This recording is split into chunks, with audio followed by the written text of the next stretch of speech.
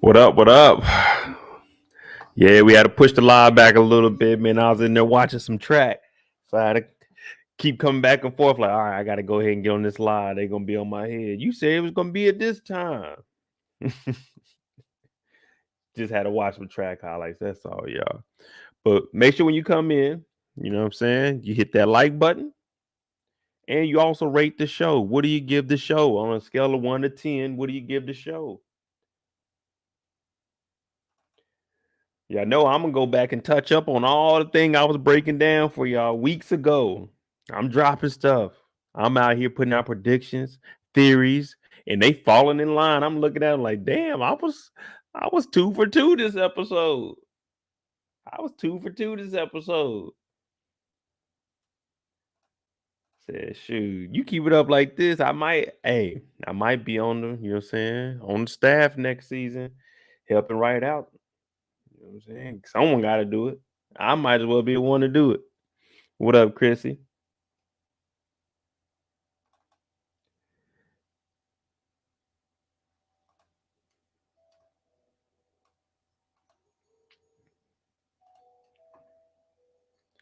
What's going on, Kendall? Like I said, make sure you come in, hit that like button. We're gonna get in here. We're gonna start off in a little bit. I don't be doing the long intros, the 10, 15-minute waits, and then we jump into it. I might give y'all like a 3-5 minute break, and then we're gonna jump into it. But I'm just loading up some things. So rate the episode on a scale of 1 to 10. And what I tell y'all about Little Murder. I tell y'all, everybody like, I don't know about that, Mo. I don't know if him and Big T got something going on. I said, I'm not sure if they do, but if they do, it could throw things off. And sure enough, the photo I had was real.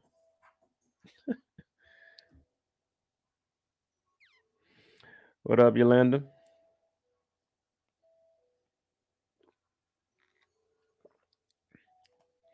That was my first prediction. Big Teak and Lil Murder potentially probably had something. Then what else did I say? I said that Andre was gonna probably run for mayor, and this would help out him and Autumn, and they could work together. My bad, Hailey. My bad, Lakeisha Savage. I'm like, damn, I'm hitting the nail on the head every time with this season. But it's a beautiful thing. It's a beautiful thing.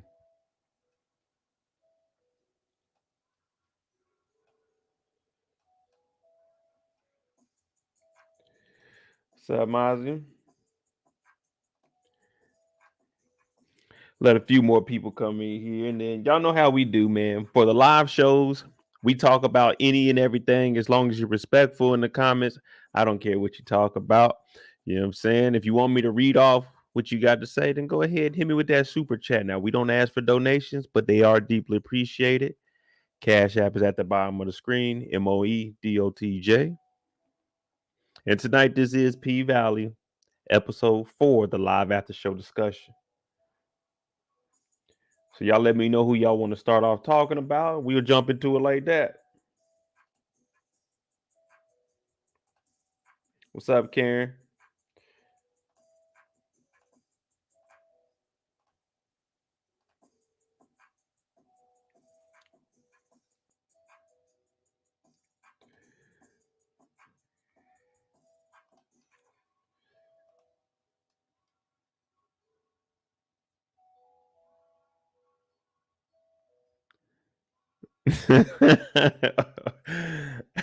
I was seeing what they were saying in there about your OT. Yeah, man. You see, I gave the disclaimer. Y'all go back, watch the show. On this show, we don't care what you do with your personal life. You are who you are. Do what you want to do. We don't care what you do behind closed doors. I do go in, but when I go in on the character, I'm going in on the character. Nobody in real life. So don't come from my channel talk about, man, you be clowning such and such. No, we clown the TV show. And if I do joke about somebody in real life, I joke about myself. So this week, I know OT wasn't really feeling that, but I didn't know it was gonna get to that point. That's why I put the disclaimer up. You go back and you can watch the show, but I'm fast forwarding through this part. So y'all have to feel yourselves in when we get to that part, because all I know is I seen the kiss on the forehead, and I said, "Oh, I see where this is going." Let me fast forward. Let me fast forward.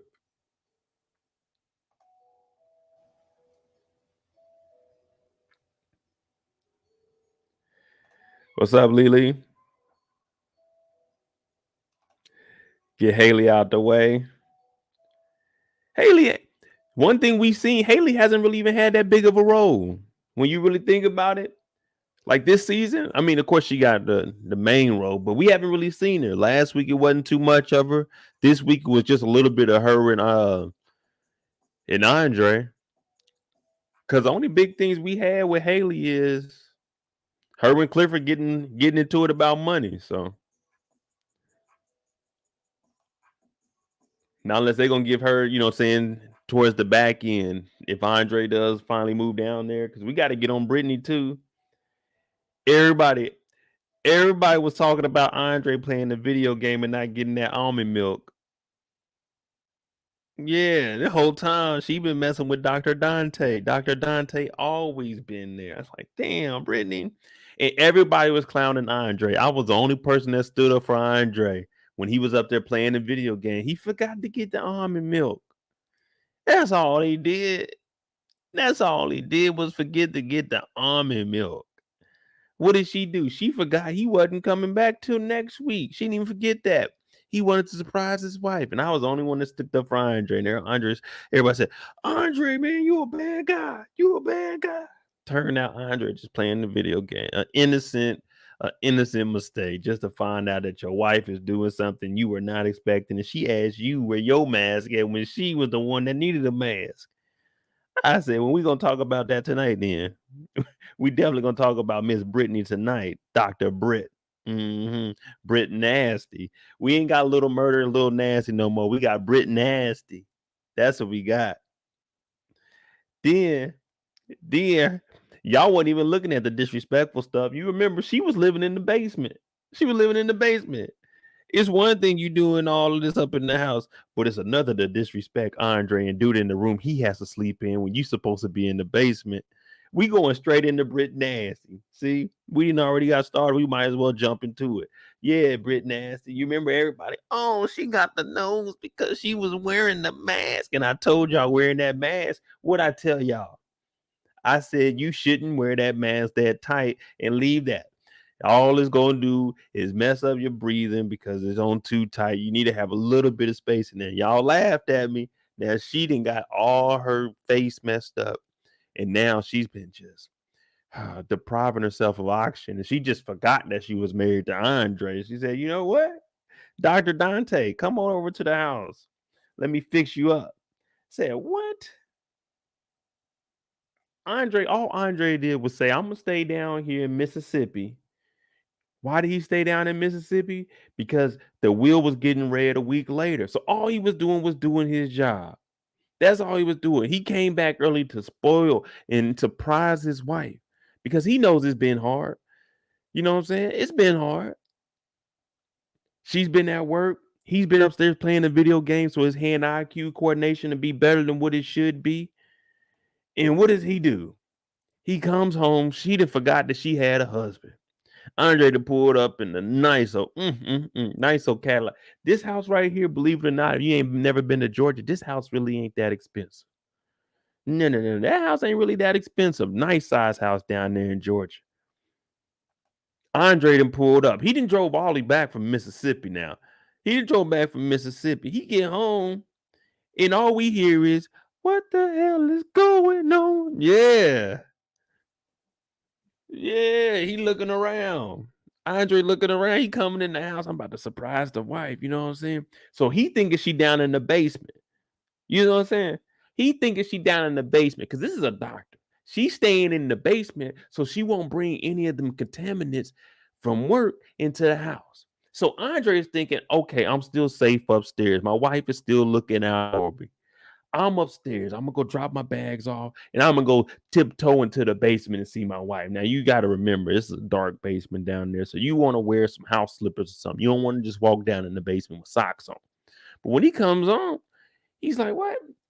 What's that noise?" You hear a little, you hear a little moaning. You're like, "What? What the fuck? What the fuck?" I know we ain't got no TV on up here because this is the dining room right here. And then we got our formal room up front that don't have a TV, and it's more of a sitting room where only the adults sit. But he's like, what the hell? What the hell? Then this nigga, this is when you know something ain't right. Either that or you got to use the bathroom very bad. But Andre dropped the bags.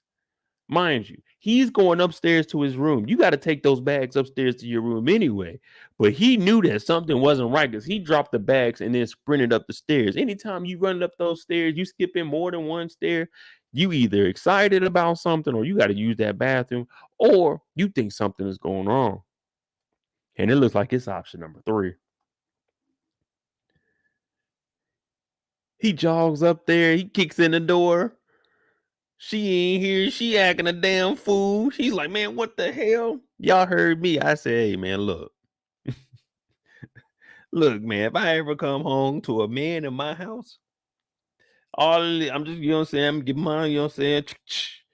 We gonna have them like, hey, bro, get dressed and get the fuck about my house, man. Because my issue isn't with this gentleman.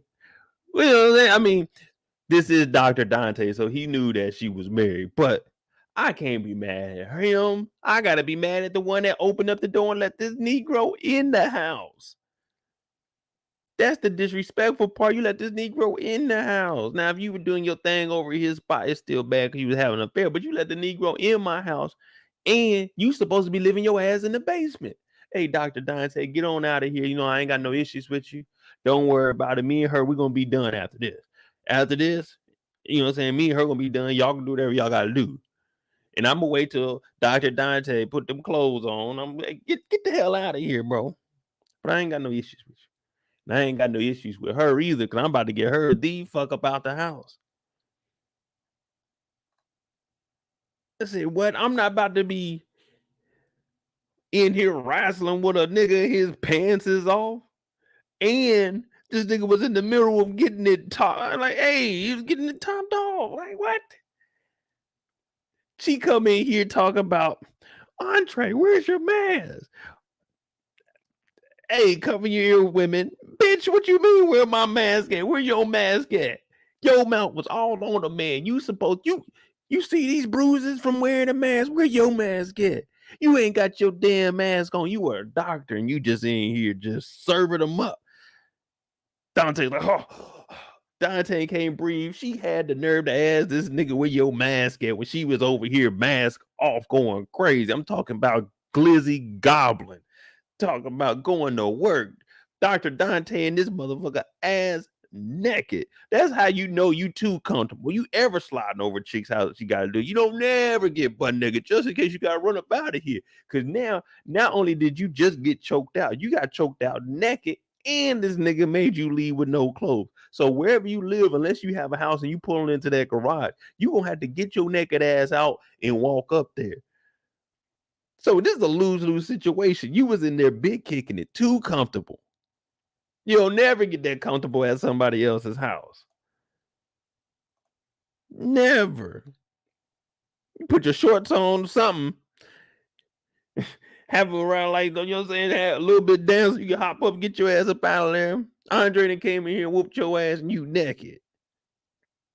And then his wife talking about, baby, wait, let me explain before you start to point your cane. Andre like that, don't I know you from somewhere a long time ago?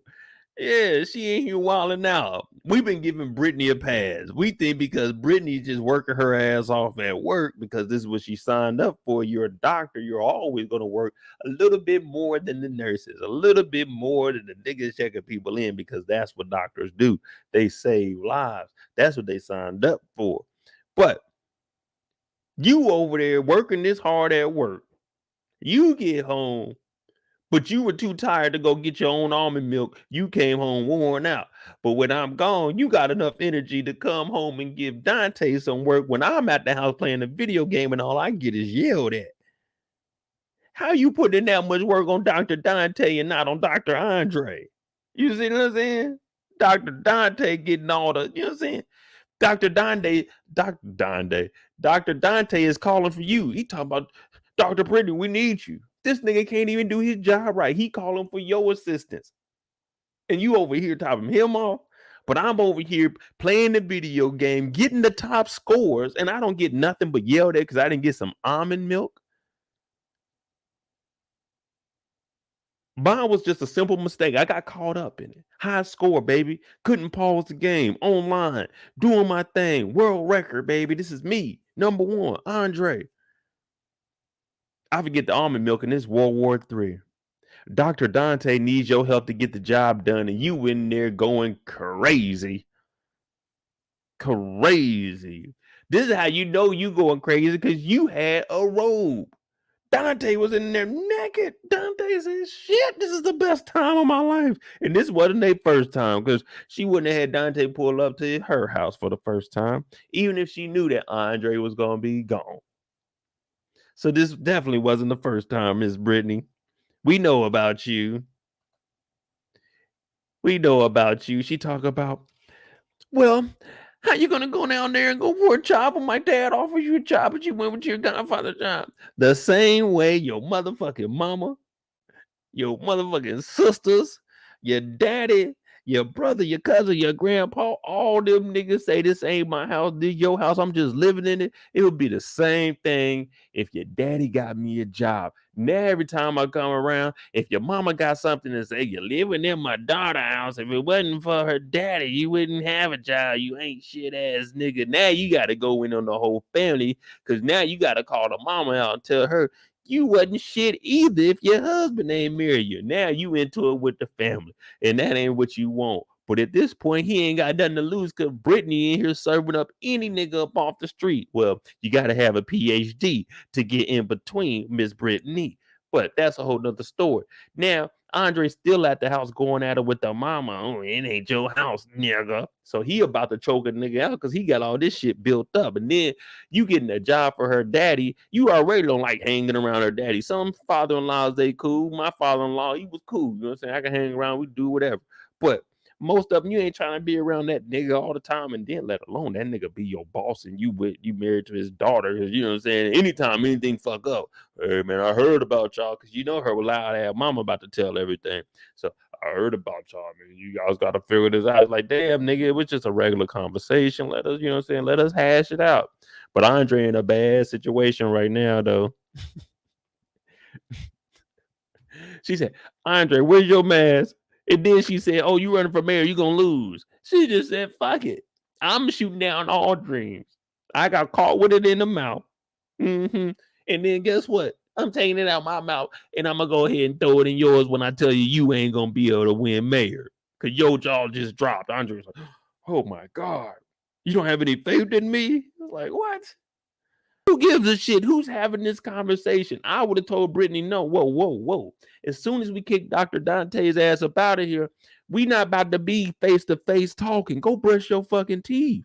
You not about to be up in here disrespecting me, talking me with Dante on your breath.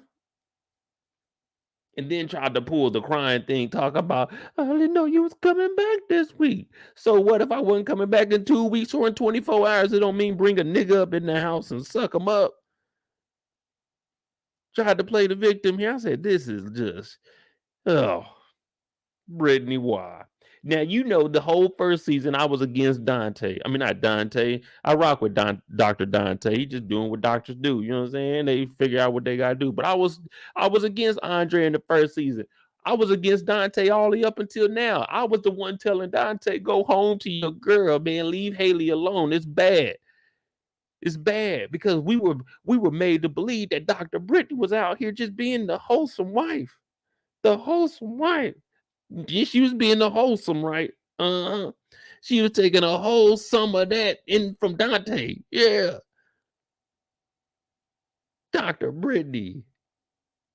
This nigga Andre ain't do nothing but go down and go bury his godfather, the only person that was close to him like a family member.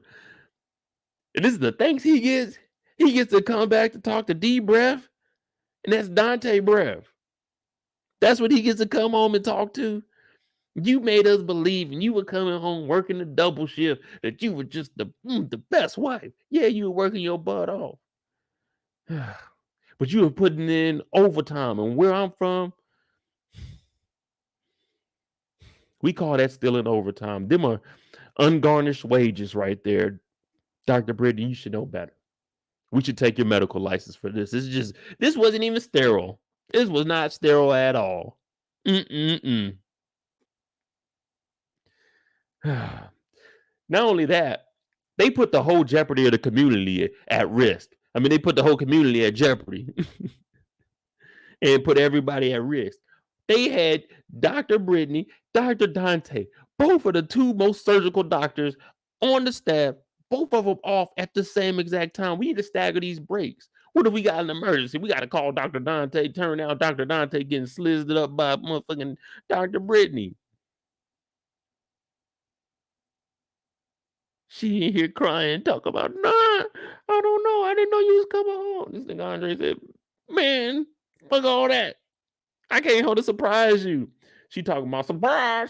Like, hey, Brittany, I'm done with you, girl. Was Brittany? All right. From seeing what we seen with these two with a whole season in this year, who is the worst? Is it Andre or Dr. Brittany? Which one do you think messed the marriage up the most? Dr. Brittany or Andre? Because Brittany had us fooled all first season. We were thinking, oh, Brittany's just an innocent young woman. That's all we were thinking. She was innocent even when she came here. All I wanted was some almond milk. All she did was forget some almond milk.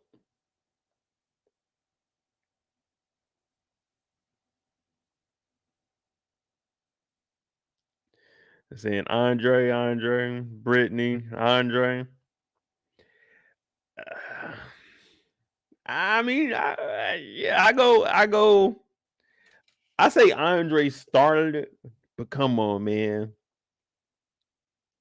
Come on, man. There ain't no coming back being caught. Like they say, caught red-handed. She was caught mouth with a mouthful. That kind of ends everything when you caught with a mouthful. Can we at least agree on that? Andre may have started it, but being caught with a mouthful, that pretty much that ends everything. There's no coming back. There's no like, you know what I'm saying? It's one thing that y'all, you know what I'm saying, you didn't call somebody they were cheating, they were messing around, but you didn't walk in on the act. I think not seeing it is better than seeing it.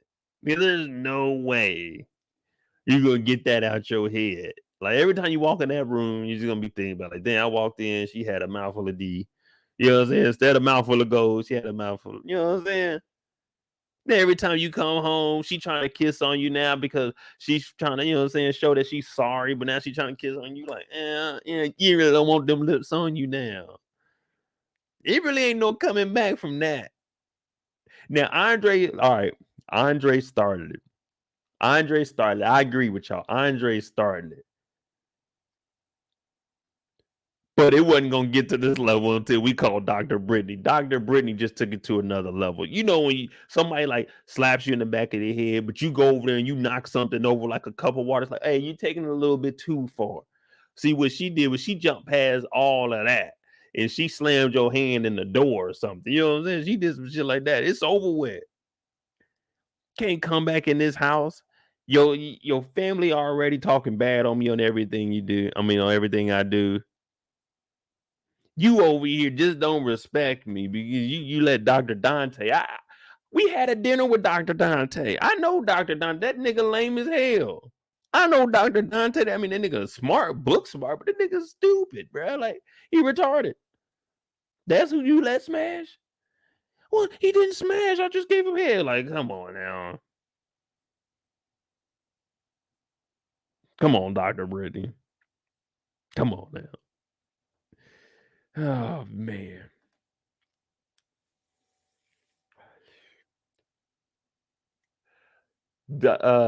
Andre gonna get the last laugh though. If that, I be wanting to call him Dante. If Andre can get Hailey, oh, he wins. Well, I mean, he's downgrading from a doctor to a 69% owner of a shed, the Pink. Now she could potentially boss up and do her own thing, but yeah, I'm gonna go ahead and at this point, I'm gonna go ahead and rock with Hailey because it doesn't seem like you got any control over your household, and your wife just was on another D. So, yeah, if you get with Hailey and you move down to Mississippi and become the mayor, I mean, you'll make decent money down there. You can live pretty nicely down there in Chucalissa, Mississippi, as the mayor. See, so yeah, you could do that. And you already got a house down there, house that paid for. Shit, y'all know me, a house that paid for, and I'm the mayor. Nigga, we about to be eating it up down here in Mississippi. But that's Dr. Brittany. Dr. Brittany, man.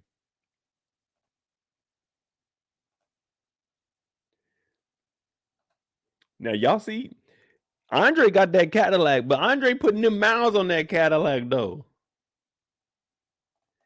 Andre putting miles on the Cadillac. He drove down to Mississippi, up to Atlanta, found out about his wife, drove right back down to Mississippi just to go talk to Hailey.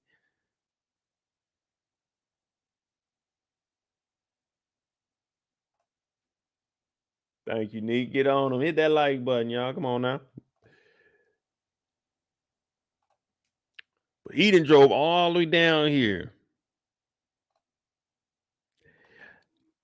OT said Hailey killed her husband. Hailey is a straight scammer, con artist. Yeah, but you know what I'm saying? Y'all forget Andre, he from look, just because he got an education, Andre's still from the streets, and you know what's calling his name? You know what's calling his name? The con artist, the scammer. The one that don't give a fuck this nigga smoke a cigarette. The one that don't care, he gonna drink a little bit of drink. You know what I'm saying? Now I already know I wouldn't be messing like with Hailey after what she did and got in my laptop and stuff. Nah, unless we messing around, then it ain't nothing going on with me and Hailey. We ain't hanging out, we ain't kicking it, we ain't talking about shit, we ain't doing nothing. And I'm definitely not driving from Atlanta back down to Mississippi just to drink and go back to my empty ass house. Now, the only way I'm going down into the house down in Mississippi is I gotta have that internet on in that motherfucker because I'm not about to be sitting in there listening to gunshots doing nothing. You just sitting in there on that raggedy couch listening to gunshots. Oh no, I gotta have that internet in my name. And Hailey, if you want to pull up, because I heard your ass sleeping off in the back.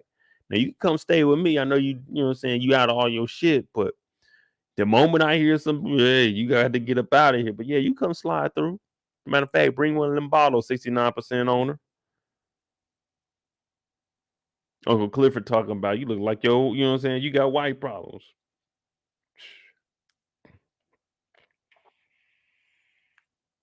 Fuck that. But y'all know how I feel, man. Fellas, don't be. I tell y'all all the time because you can easily slip down that hill and turn into an Andre. Don't be chasing after your Hailey. Don't be watching this and thinking that this is a fairy tale and this shit gonna come true in real life. Hailey gonna goddamn, she gonna flip on your ass. She gonna flip on you. Now I've been mentioning that. I was thinking if he did run for mayor with Corbin, him and Hailey, they could partner up. We already established when he came down for the funeral and she was outside talking to him. I was like, man, him and Corbin, he run for mayor, he gets her on the side.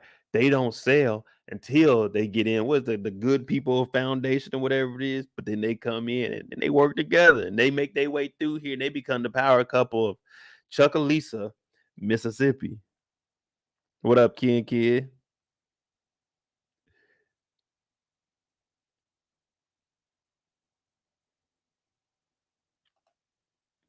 Chrissy saying Andre better not trust Hailey. That's what I'm saying. Hailey never trust a big button to smile, and that's what they mean. She didn't already got over you once. Then Lakeisha Savage lied to you about her name. Then out of nowhere, she went from living in a raggedy motel with newspaper articles covering up the windows to buying the Pink. I would have been like, wait a minute. So you flipped all of this. You did this.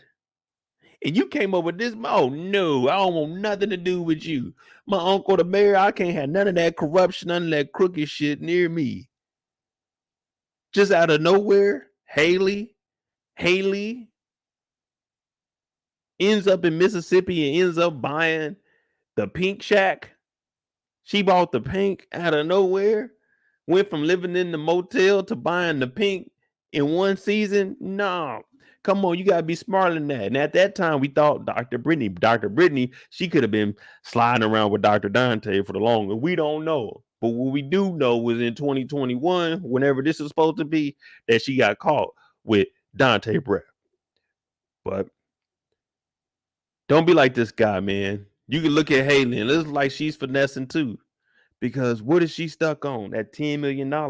So what she's thinking is, I could use Andre and get to that 10 million. Maybe I could throw a little bit on him. But the thing about Andre, he ain't putting in no work. Every time he get this close, somebody messes it up for Andre. Andre out here and he's, saying, giving life advice.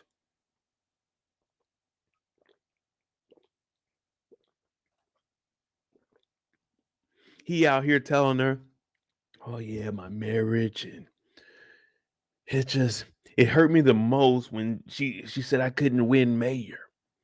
Hey man, don't be telling your business of you and your wife to some other chick. Same with ladies. Don't be telling what you and your husband is doing to another nigga. Don't do that. Y'all keep that shit in-house. And Andre's out here. Andre's taking the whole wrong route. He's thinking, if I opened up my heart to Hailey, she gonna finally let your dog slide through. He keeps getting close to kissing and they pop it out. He's like, damn, not again. Because now they on Hailey ass because they heard that she about to try to sell everything. I don't know why everybody's upset. I don't know why everybody is upset. Andre is doing all of this and ain't getting there nowhere. This nigga pulled up to the Pink at 5 a.m. to just talk and hug. Then this nigga pulls up to the Pink after going home, catching his wife with Dante's breath before the club even shuts back down. It's like, what? And you're up here talking about your life? In the back. Look where y'all at, man. Look where y'all at. When you tell this story to your homeboys, when you tell somebody, let's just say this guy's serious. Oh, where did y'all meet? Where did y'all where did y'all come to the understanding that it was gonna be you two? Oh, in the back of the Pink on that rusty ass couch they got in that chair that looked like the dog been gnawing on the handles. That's where we were back there talking, and we almost had our first kiss once I left my wife. Like, nigga, this is the story you want right here? This is the ideal situation?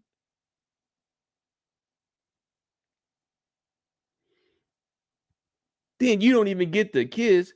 You an adult, and you got Uncle Clifford and Mercedes coming over here messing up your kiss. If you wanted the kiss, Andre, she was there going for the kiss, get the kiss. Or ask what you doing after this. I'm not about to be sitting around the Pink hanging out. Nigga came straight into the Pink, took the motherfucking bottle of yak to the head. Y'all seen that? This is how you know Andre is not in the right, he's not in the right mind state right now. Look at this. This nigga came into the strip club during the pandemic. Just drove back after he seen it. We just seen his wife ask him, where's your mask at? When she needed her mask on because she had Dante's breath. This nigga said, you know what? I'm a one up my wife. She had Dante's breath. I'm going down to the Pink, and guess what, y'all? I'm about to risk it during a pandemic. I'm about to drink the bottle out the bottle from the strip club at the bar. That's how trifling Andre was. He said, watch this shit. That nigga said, fuck it. I don't care. It's been 1,000 niggas touching this shit. I don't care. They've been giving shots to strippers over their heads. I don't care about none of that. Andre took this bottle to the head. And I was looking at the first, like, This ain't no bottle. This ain't no champagne or nothing.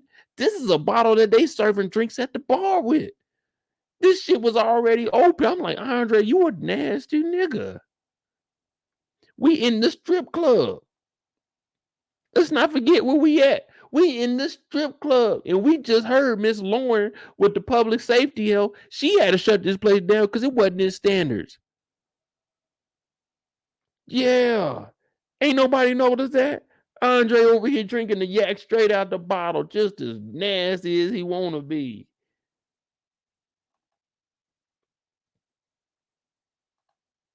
Now, he's so gone, depressed. This nigga done drove down here and poured his heart out to scamming ass Hailey, Lakeisha Savage, Autumn Night. Miss almost threw your whole career away. That's who this is. And you down here pouring out your heart. Every time you get near her, you get this close to getting ready to kiss her and something happens. What y'all doing, man? Do you want Hailey, or are you like, I'm not too sure I know what to do with it. I don't know what to do with it. Like, dog, what are you doing? What are you doing? Little Murda running around this motherfucker. He don't give a damn. Little Murda see a girl, little Murda see a guy, little Murda don't care. What you doing, Andre? What you doing, Andre? Roulette don't care. Roulette, champagne room, back of the limousine, don't matter. Roulette with it. What you doing, Andre? What you doing, Andre? You done came down here, took the yak to the head. Now you got a bottle of beer and a cigarette. What you trying to do, man? You trying to sell the pink? You trying to talk business, or you trying to get the pink? Which pink you trying to get? One of them you got to pay for. The other one you got to pay a bigger amount for. Which one you trying to get, Andre? What we doing here? That's all we want to know, Andre. What we doing here? Because it's really up to you, man. You want Hailey? You moving down to Mississippi now? You gonna have her start hanging out? You gonna have her start hanging out? Because that's what it's looking like, people. Remember, right here, that's where they calling out Hailey and telling Hailey, you sleeping inside of the pink. So this could potentially be her getting kicked out. And we know that Andre has already been pouring his heart out for it. You could just come and stay with me. And then that's where they're going to start working together. And they're going to start having that insider information. And we're going to start seeing more of a split between Uncle Clifford and Hailey, just for the simple fact that she's probably living with Andre now. Then they're going to be like, she's going to probably try to sell that. So it's going to be up to Uncle Clifford. Well, Uncle Clifford is what, 31%, to make sure that Hailey doesn't sell, even though Uncle Clifford is a minority owner. So that's a theory right there. She could be moving out the pink next episode and moving in with Andre, since he's going to be in Mississippi.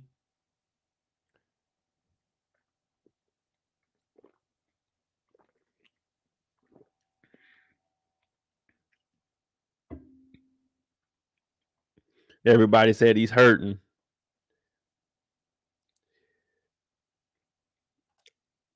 Andre can't handle Hailey. Hailey will run circles around him. Maybe the universe is saving him from her. I don't know, man. I don't see Andre with anyone like Hailey. Let me ask y'all this. If you were in a situation, are you riding back to Mississippi to talk to Hailey? Like, is Hailey the first person you think, let me go talk to? You know what I'm saying? There was no other reason for Andre to go to the pink. He wasn't going to the pink to just hang out and talk to Uncle Clifford. He wasn't going to the pink to hang out and talk to Mercedes. You know what I'm saying? The only reason Andre was going to the pink was talk to Hailey. I don't think Hailey would be not even top 10 in my mind. Let me go talk to her. If anything, I probably would have got me a spot in Atlanta, or if I did come back down here, I would have picked up some drink from the stove. I'd have picked up some drink from the stove, but that's why I told you I need that Wi-Fi at the house. Yeah, I probably had a PlayStation or something. But for your first thought to be, let me drive down to Chucalissa, Mississippi, and go to the strip club to talk to Hailey about what's been going on in my life, Andre, what you doing, man? bro, hit me up, man. Like on some real shit, hit me up. You know what I'm saying? Tell me what you got going on, brother. I'm gonna lead you in the right direction. Cause right now you all over the place, man. Look like you gonna get played in the long run. Hell, you even got Curbin. You got Corbin running game on you. You know what I'm saying? He talking about he gonna back you and everything. But what's gonna come with that backing? You ain't even asked all that. You were just like, oh man, really? Yeah, if somebody about to put this money up behind you, what they want? Niggas ain't putting millions behind you, hundreds of $1,000s behind you for nothing. Andre just talking about, oh, okay, cool. Fuck all that. Hey, Corbin. All right, you gonna back me running for mayor? What you need though? Like, what you trying to get out of this? Don't nobody be thinking no business around here. Nobody think no business. For hey, one for all and all for one.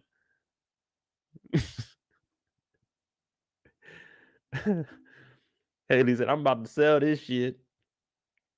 Fuck what y'all talk about. Then everybody found out. And this little girl right here, this little one right here flinching at Hailey. Talking about, come on, girl. What the fuck? Brazil, well, yeah, her name was like Brazilian or Brazil. She didn't got her ass whooped.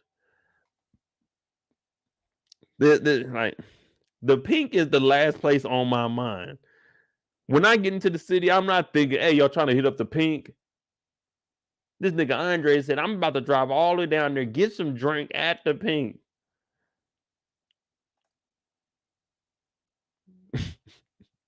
The hell with that. That's the last thing on my mind, going to the pink.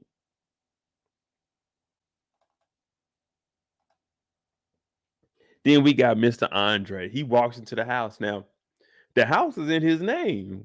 Found out at the wheel reading, the house is in his name. He gets it. But they taking everything up out of there, though. That's the only thing. He got to start fresh. But that's what I'm saying. You don't want that old shit in there anyway. You about to move in. You about to become the mayor. You got to update it. You got to update it a little bit. You know what I'm saying? You might have to put some bars on the window. You might want to, you know what I'm saying?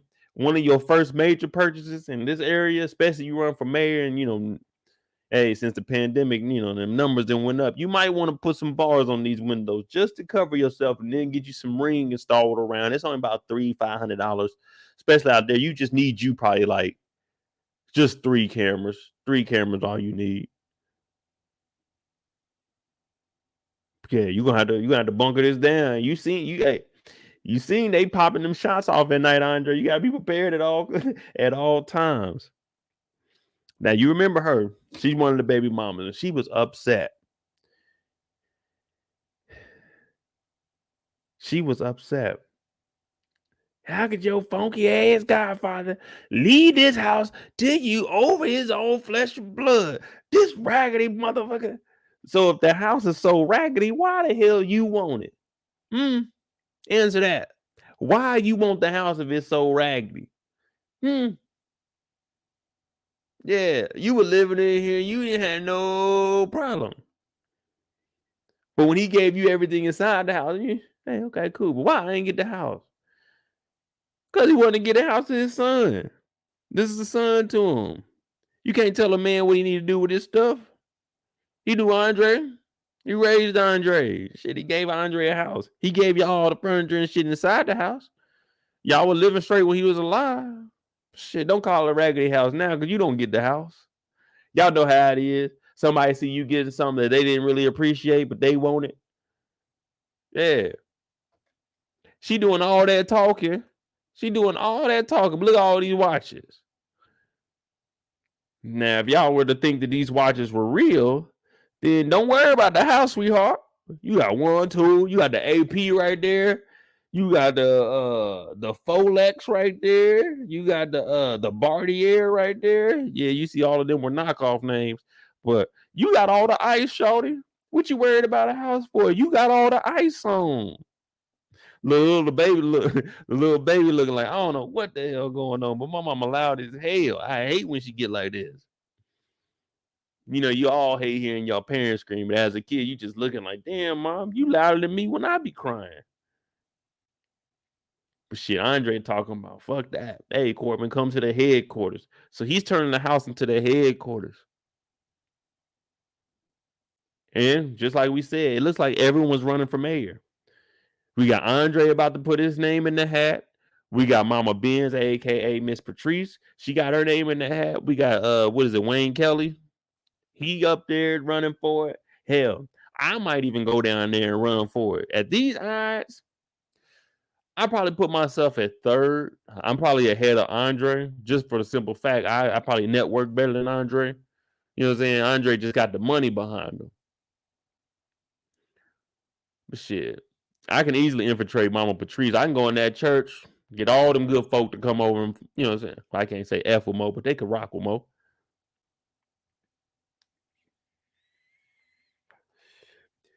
Deke said him getting that home is very clutch.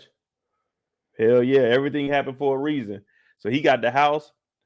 He got the house right in time.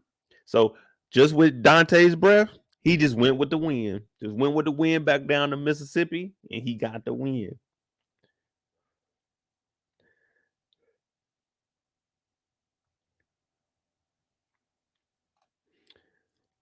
She said Mercedes is getting on my nerves. That's what we're going to next because that was the end of Andre. So we can go right into Mercedes. You know what I'm saying? Miss Mercedes. Now Mercedes, we know she got her new thing going on with Coach. Let me see. She got a new thing going on with Coach. That's cool. You know what I'm saying? Making that money, but she had to go back and forth. We know she had the little incident with her daughter, and she basically had to tell her daughter, "You were the best thing that ever happened to me." Well, while she was out doing all of this, picking up her child from juvie, pouring water all over Shell, her mama out here running for mayor. Mama Benz. So now she's finding out that not only is her mama running for the mayor, they just shut the pink down again. They ain't meeting none of the standards. No standards. Now, Uncle Clifford in here talking about, yeah, look at your mama. We got Grandma Louiso back there. She in the kitchen just chilling. She's either high, drunk, or her diabetes, you know what I'm saying? She didn't worry about that sugar. She got to stop eating so much sugar. Like, look at all this on that plate. You can't be, well, that turkey bacon, you be all right with that. Can't be eating all these eggs and stuff, salty. Yeah, you can't be eating all that.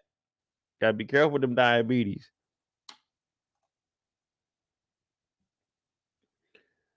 But Mercedes is finding out that the mama's out here acting a fool. Local pastor Patrice Woodbine announces bid for mayor. 10:06 a.m., 78 degrees. Restaurants, bars, salons, and comedy clubs will face stricter scrutiny amid rampant surge. And this is breaking news. Mama Benz came up there. She can't look. The more of these on here, these are supposed to like symbolize like flowers. The more of those you got on, that shows your seniority. So Mama Benz got on 1, 2, 3, 4, 5, 6. She got on 7 of them. So that means she got 7 years in the game. You know what I'm saying? Once you get up to 10, then they start giving you little stars.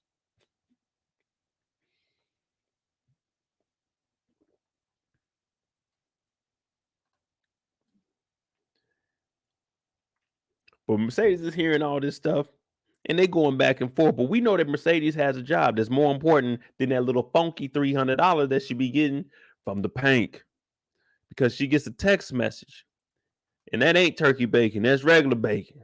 Come on, Grandma, you can't be eating that. She gets a text message from Coach. You got to finish that Mercedes experience you started. Meet me at the condo. I fly in at 4. Now, Mercedes got to get back on the road too. Yeah. The kind of wigs that Mercedes have, let me ask you ladies, because y'all know a little bit better than I do. Well, I say a whole lot better than I do because I don't know. Mercedes got the braids on right now. Are the wigs that she wearing, are they that easy? Just throw them things on and you good to go? Like the wigs Mercedes is wearing. Can she just throw those are legit wigs like that? You just throw them motherfuckers on like a fiddle and just get up out the door? They got wigs that good? Do they got wigs that good? So she get a text from Coach, and we all thinking, hey, you know what I'm saying? Coach paying 10 bands. Plus, that first time we didn't give Mercedes a whole 10. I told we gonna give Mercedes 1,500 because she left early. You know what I'm saying? You gotta come back and get that other 85.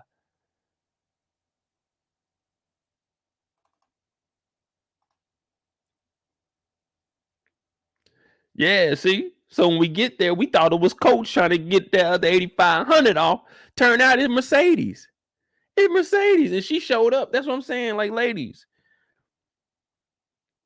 Said it's just like a fitted. Like, she had to have, like, she had, let's just say this is the braid. Mercedes had the braid. She seen that text. She knew that $10,000 on the line. She said, time to go. She hopped up so quick and headed on down to that motherfucking condo. She put that thing on quick as hell. Are there wigs like that? Like, you just throw it on and it's, we ready to go. She drove all the way up there. She drove all the way up there in the coat with the lingerie on. So I'm talking about she had that thing out in the whip. You know what I'm saying? Riding to the condo in lingerie. That's dedication. When it's 10 bands on the line, you know what? As soon as I get to the work scene, I'm getting to work. All I read in that message was I gotta finish the Mercedes experience that I didn't finish the last time. So that means as soon as I get there, I gotta be ready to work for $10,000 goddamn dollars. She said, I'm wearing my work outfit there. I don't care how long the drive is. I'm wearing my outfit there. She went up the elevator to that top floor, opened the door, took that thing off, and got to work. For $10,000, that's what your boss expects. That's what your boss expects. Now, we going to jobs. We working our little 9 to 5. You know what I'm saying? We making $60,000, $70,000. We doing all right for ourselves, but the boss want us to be at work on time and working when we first clock in. No, boss. Not for what we making. Now, if you start offering me 10 bands a month, boss, I'll be in this motherfucker at 7:05, ready to work at 8 o'clock. If you paying me 10 bands a month, but you ain't paying me no 10 bands a month, boss. But Mercedes is getting 10 bands. And Mercedes said, when I step in that door, it is going down. DOWN. It's going down when Mercedes hop up in that motherfucker. Mercedes got in this thing. She was lit. She said, oh, wait.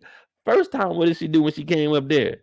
First thing she did was pop that champagne. Well, the champagne was already open. She said, fuck it. I'm going to drink some of this champagne. I'm going to take some selfies. She came with this thing. That backside plumped out, the hair fitted. Ooh, Mercedes came in this thing ready to work. She came around that corner like, oh, Farrah. She ran back and threw her clothes on like she wasn't just busting it down with her the other night. I'm like, what? We got a professional photographer. We got a professional scripper. We got them in the same place at the same time. Y'all already know what it's about to be. A motherfucking movie. It's about to be a movie. I'm looking at Farrah because remember last week when Farrah came out, it was Coach, it was Mercedes, and I was just over here watching like, okay, what's going on here? I didn't know what was going on. But they both looked at Farrah and was like, oh, we don't want Farrah in here. But then it turned out they were having a good old time. Now Mercedes is acting shy. Why you acting shy? You know her. Yeah. You had Coach Breath. She had Coach Breath. Y'all know each other. Yeah. Then y'all mix Coach Breath. Yeah, y'all know each other. Don't be acting shy now. She put it on like, oh, I've never been seen before. What? Y'all was just doing what y'all was doing last week when we seen you with her and Coach with her and him and you was with. We seen all of that last week. Now y'all acting like y'all don't know each other. You ain't put that wig on for nothing, girl. Don't come up here looking the part. Be the part. Don't come looking the part. Be the part. Farrah's looking at her like, I never met anyone like you before. It's intriguing. And after what I seen you do last week, I want to know more. She didn't text Mercedes herself talking about it wasn't Coach, it was me. Yeah, it was me. What up, that Brooklyn cat? What up, Kobe? Yeah, she said it was me. Mercedes is like, what? It was you. Well, here's a picture of my daughter. Farrah's like, oh, hey, look. I don't give a fuck about your kid. Ooh, what I see on that poll, I don't know if you knew last time Mercedes doing that Mercedes experience, I got a little caught up. You know what I'm saying? A little mesmerized. You know what I'm saying? You know how everybody was looking at Miss Mississippi when she started to emerge at the paint? That's how I was looking at you when you was up on that pole, giving that Mercedes experience. Now I seen that arm was a little bit weak. That's why when we got in that bed, I took a little easy on you. But girl, I see you. You been working. You practicing. Yeah, you practicing. She talking about I could never do nothing like that. Mercedes said, sure you can. Sure you can. All you need to do is show a little bit of skin. Pharaoh said, oh, some skin. I don't know about that. I could never. Like, come on, man. Come on, man. Do I gotta give you the same speech we just gave Mercedes? Y'all just did what y'all did last week, and now y'all acting like y'all don't know each other. You talking about, I don't know if I could do that. And then there's a little hey, did anyone know there's a little twerk muscle in there? You can press that thing and it just make you twerk. Like, did y'all know it's just a little muscle you can press? Like you just press the twerk muscle. The twerk muscle, yeah, you press that motherfucker and get him to twerking. I ain't never know that. Did anyone, please, anyone, seriously, did you know that there was a twerk muscle? Did you know that there was a muscle that you could push and twerk on demand? Dude, that motherfucker get the twerking. Did any of y'all, dude, you know what I'm saying? What you doing, back to it? You just hitting that twerk muscle and they just going crazy. Who knew about that twerk muscle?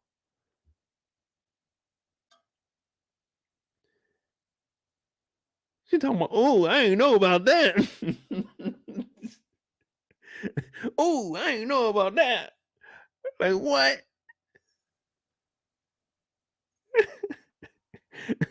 Ooh. Where you been at? Farrah, where you been at? You ain't know there's a twerk muscle. See, me and Farrah, we were good kids. You know what I'm saying? We ain't know about all that growing up. I ain't know there was no twerk muscle. Yeah, see, we just innocent. We ain't know nothing about that. We ain't know nothing about that. Mercedes said, for $10,000, I'll teach you what you need to know, girl. Get on up here. Shit. This is easier than coach. Look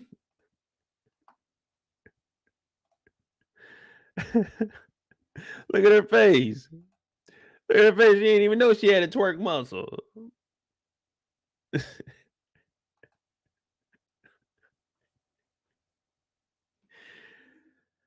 Oh, man. She was putting in that work, though. She was putting in that work. Farrah got turned out in one episode. Farrah got a total of 3 minutes of talk time between 2 episodes. And now Farrah is full. She's full blown Mercedes now. Shawty swing my way. Sure look good to me. Now could you please swing my way? Shawty swing my way. That's what Farrah, when she see Mercedes up there, yeah. Farrah got caught up. Farrah got caught up. Now the Mercedes experience down in Mississippi, this just shows you what inflation is and how when you go from a small city to a bigger city, how much stuff is marked up. The Mercedes experience in Chucalissa, Mississippi was $100. This shit up here at the condo is 10 bands. Do y'all hear me? She doing this up here for 10 bands when she worked her ass off for $100 inside the car wash. When she made $300 when she had to do at least 3 Mercedes experience compared to this $15,000. When that text came through and said be there at 4, y'all thought I was playing? Y'all thought I was playing? $10,000 Mercedes showed up at 3:30. Rent to go. It's $10,000. We seen her account had a negative $1,700 for that motherfucking building. We seen that she spent $90-something on makeup. That motherfucker only had $300 in it. That's how much she got deposited. She was negative. She was negative, people. She got deposited $300 and was negative. You think she's showing up to a 4:00 appointment at 4? No, she gonna get her at there at 3:30, ready to go. Talking about, coach, we could put in a pregame. What you need, coach? You need something cooked up. You need some energy. What you need, coach? For $10,000, you gonna get your ass to work on time. I tell you that. I tell you that. And Kendall said Fair breached that contract though. Technically, she probably didn't breach it though. It's on the NDA for Mercedes. You see what I'm saying? They can do what they want inside their spot. But the NDA is to cover them. So, I mean, she probably did breach something, but what Mercedes gonna do?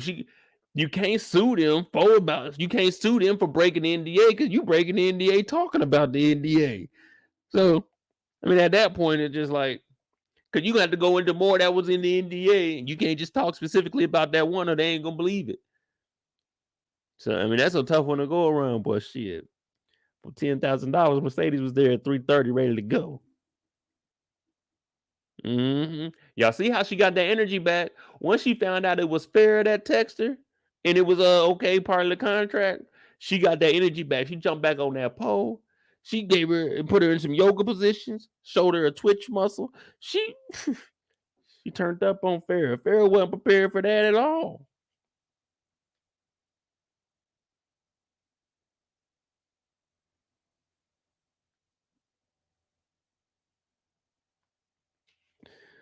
Yeah, y'all know you got to sing that song. They ain't here. They going crazy.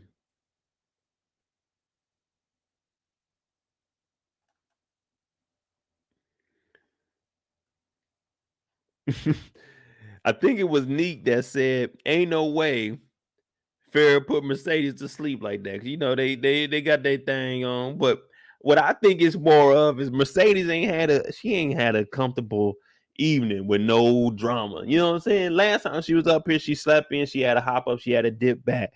Prior to that, she was getting into it with Hailey at the house when they was watching What's Love Got to Do?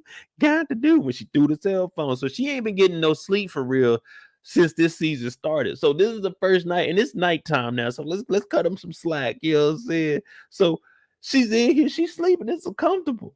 You think if coach got $10,000 to just throw away for some shit that's only worth a couple $100, you think if he throwing away $10,000 for that, he ain't gonna have a comfortable ass bed? Yeah, he about to have the high thread count on the sheets. I'm talking about that big, that comforter. That thing's about to be kind of thick. You know what I'm saying? You put it like, damn, okay, this is kind of weighted, but it ain't weighted. You know what I'm saying? Because it's still kind of fluffy. Then you got the pillows you just float into. You know what I'm saying? You just in that thing. You like, damn, is my head on here? You know what I'm saying? Got that memory foam in there. Mercedes is she's enjoying it. And you know that these sheets and pillows are so good because she went to sleep with the wig on. She went to sleep with the wig on. Ladies, do y'all go to sleep with your wig on? Do you take the wig off and put it on the fitted cat wrap? You know what I'm saying? You take the wig off and you go put it on the cap. You know what I'm saying? Is that what you do? Or do you go to sleep in the wig? Yeah, $10,000. $10,000 on the dresser. Yes, sir. I got to get paid. You think Mercedes, she ain't tripping? I'm in this motherfucking bed kicking it. You know what I'm saying? Silk pillows. I'm sleeping with my wig on. Wig get messed up. I go buy me another one. I got 10 bands. So it's like, damn, Mercedes is just comfortable. Mercedes is comfortable. You know what I'm saying? I don't know. I don't think Farrah put her to sleep. It's just shit. I ain't slept in nothing comfortable. Y'all remember that big ass pit? She got that big funky ass dog in the house. That dog be in her room. She be in the room with the door closed, so it ain't nothing but dog breath going around that room. Yeah. This is the first time she got to sleep in a room quiet, comfortable. No one's bothering her.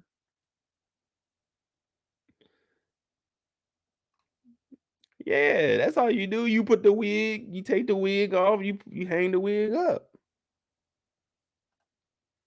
I know you're not folding the wig. You don't take the wig off and fold it up, do you? Like, do you fold? Do they have foldable wigs? Like, hey, you just fold it up, you put it in this package, and then you can rewear it. Now that'd be something to invest in right there. The foldable wig. Matter of fact, let me write that down. I'm gonna come up with the foldable wig. The wig that you can wear, you can take off and fold it up and put it in like a little Ziploc bag. You know what I'm saying? You can just put it in that bag, store it up so you can stack up, and then we come up with shelves where you can stack up to 20 wigs inside of there. You know what I'm saying? Hey, that'd be some dope shit. I bet people will buy that shit too. Pay one of these goofy influencers, be like, hey, do a TikTok dance with this and show like how you take your wig off, you dance, put it in the bag, and then put it on the shelf that we sell. You know what I'm saying? We sell you the shelf with the bags for $19.99. The shelf you can hang it up in your closet. You can hang up to 20 wigs in there. We'll fold them up.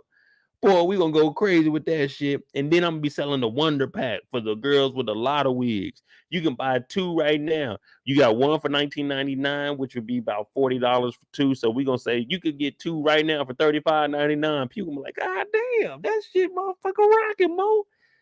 Mo wigs. The more usable wigs. Yeah, more usable wigs.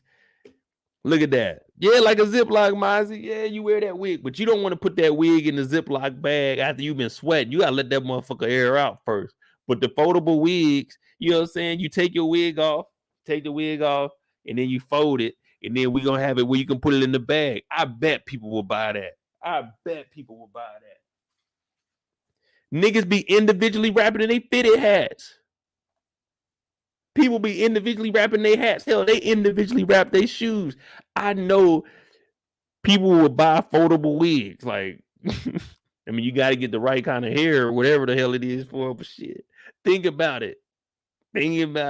Putting wigs in bags, you can stack a dub of them up.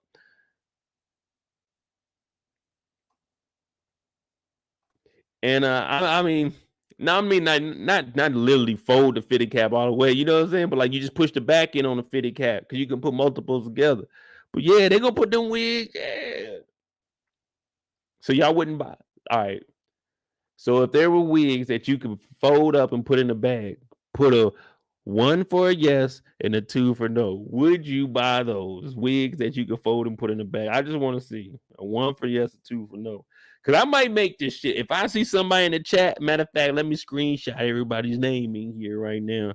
So if I see somebody coming up with the foldable wigs, hey, I need to split some of that profit now.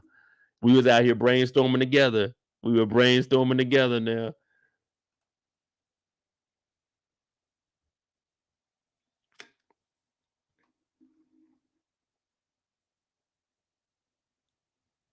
So everybody gonna say 2. Okay.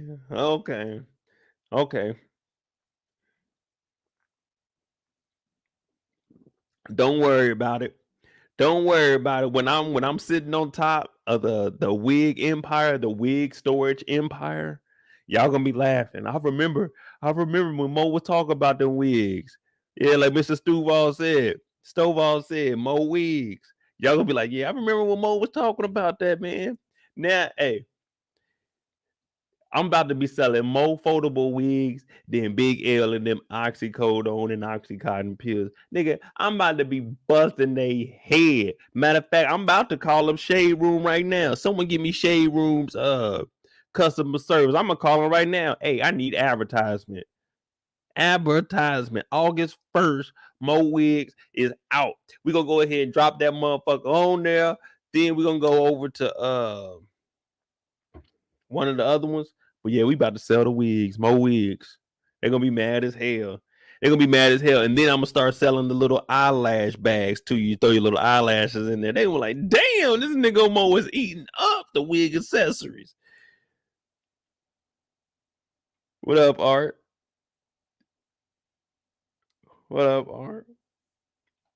Yeah, there we go. Then y'all ain't gonna see me on YouTube. They gonna be like, come back to YouTube, man. He changed up. I'm like, nah, man. Y'all ain't believe in me. Y'all treated me like y'all was Brittany and I was Andre. Y'all said I was gonna lose. Y'all said I was gonna lose everything. I was just trying to make a bag to make wigs easier. That's all I was doing, was trying to make a bag to handle your wigs easier. Now your wigs are in the closet next to your jeans, so you can match the color wig you got with the jeans. With the, you see what I'm saying? You can have it next to your shirt. So you, all right, see, y'all ain't thinking about the bigger picture. Y'all ain't thinking about the bigger picture. They don't want to hear me. They don't want to hear me.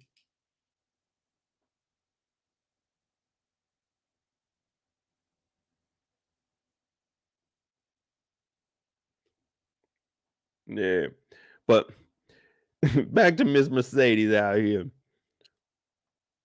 She was in the bed. She woke up.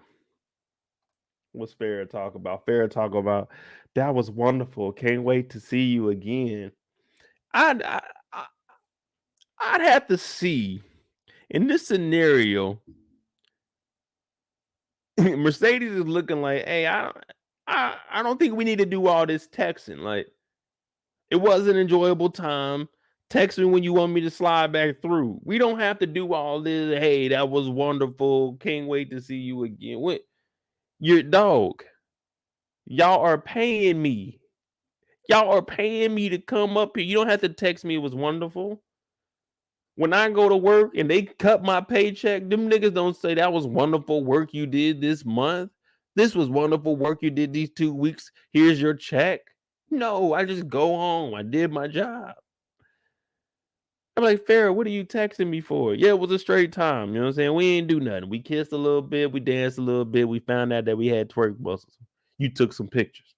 That's all we did. Nothing fancy.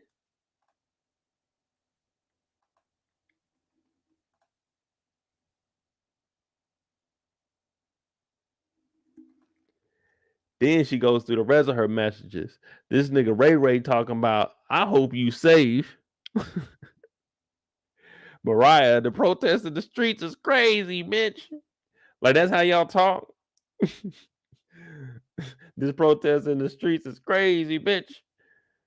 I'm trying to think if I text my homeboy, hey man, these protests in the streets is crazy, nigga. Nah, I think my text would be like, hey man, nigga, this shit crazy out here. He gonna be like, where you at? Nigga, in the protest, man, this shit wild. Then Tiana talking about this shit all over the news. Your mama too. Your mama's amazing. Like what?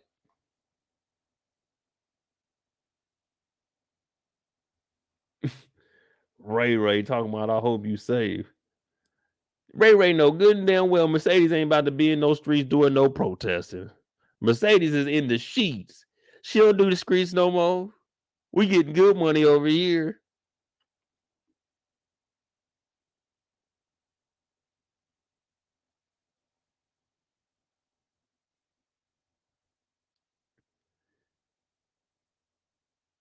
Farrah didn't call feelings. Man, I don't because at first she said I didn't think I was gonna like you. I wanted to hate you.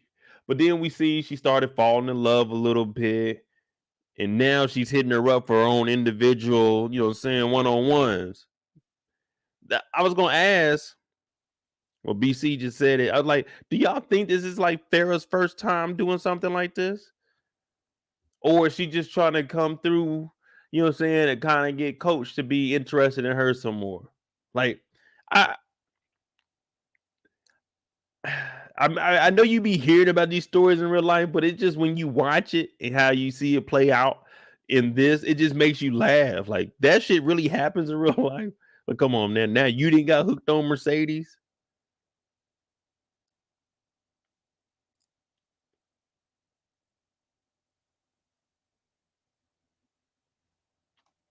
Nee said, I do want Mercedes to have a love interest, but not fair. Not because she's a woman, but because it's fair. Yeah, I don't see where they're trying where they're gonna go with Farrah in this. Because Mercedes already has the issue with her daughter and with her mama. We don't need, I mean, then there's coach, but what are they trying to move coach out since they switched coaches on us anyway? They switched coaches on us, so now what are they just giving this guy the minimum roles and they're gonna give Farrah a more role with? I don't know, man. That's just too many ins and outs for Mercedes. I think Mercedes should just have her two primary, her mama and her daughter, and then her third will be the pink. You know what I'm saying? Coach is cool. That's like more of a fourth. But where's Farrah coming in? The fifth, and she trying to take the fourth?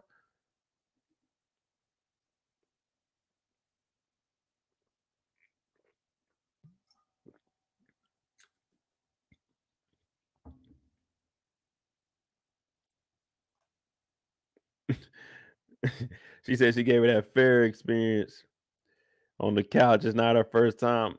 Yeah, it was like, okay, Farrah, it's a little bold. And you just so happen your non-photographer ass ain't been taking pictures in decades. Same thing we seen when I'm Viv. You ain't been taking pictures talking about I'm still a professional.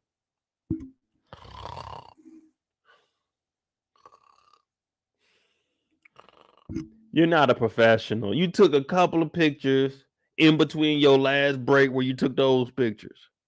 You just happened to have that camera out when Mercedes pulled up. Come on, man. Put that camera down. You ain't no photographer, girl. It's over with.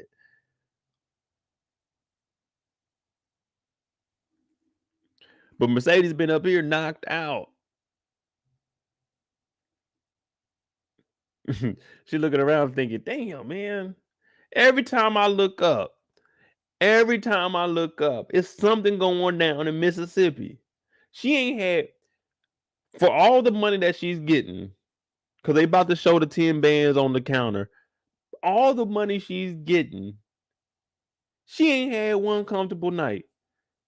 Ain't had one comfortable night. Every time she drive her ass all the way up there, she got to turn around in the middle of the night. She in the Pink Posse chat talking about all hands on deck.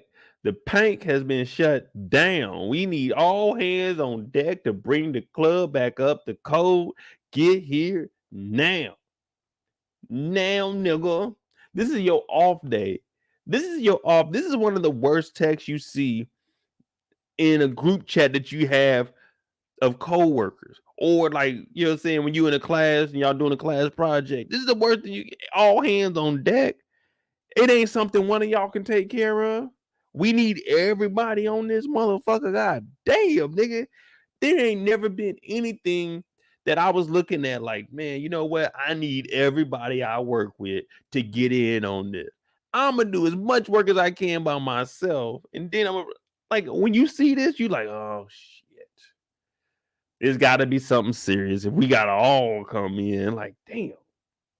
Ain't nobody trying to drive all the way back down to Mississippi after going up here, climbing on the pole, giving this Mercedes experience again, and making 10 bands, drive all the way down to Mississippi in the dark just to go get the club back up to code. God damn.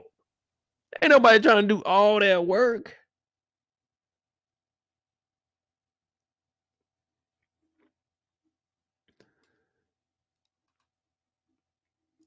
But then when you think about it, like 2, 4, 6, 8, 10, you look over. Shit. It's motherfucking 10 bands on the counter. 10 bands on the counter. Now, if Mercedes is smart about this, if listen to me, if she's smart about this, she can come out of debt instantly and be back on track. All she technically needs is like, because every weekend she go up there is 10 bands. 10. If she can get about 15 weekends out of coach, she'd be straight. She'd be straight. Because all you gotta do, you get back with that 10 bands. All right. We know you in the negatives right now. We know that the club is what, 1,700. I still say we need to get rid of that motherfucker, but all right, boom. 1,700. We got that for next one. All right. That gives us what, $300? Damn. All right, now we gotta pay the rent. Boom, boom. We're gonna save this last four. We're gonna pay the rent for next month and the month after that. So we straight for that. Then we got four that stack. Now, next time we meet up with coach, we do the same thing, but we're gonna take that 4,000 that we saved and we're gonna take that up to 5,000. And then the next time it's gonna be 6,000 until we can save the whole 10.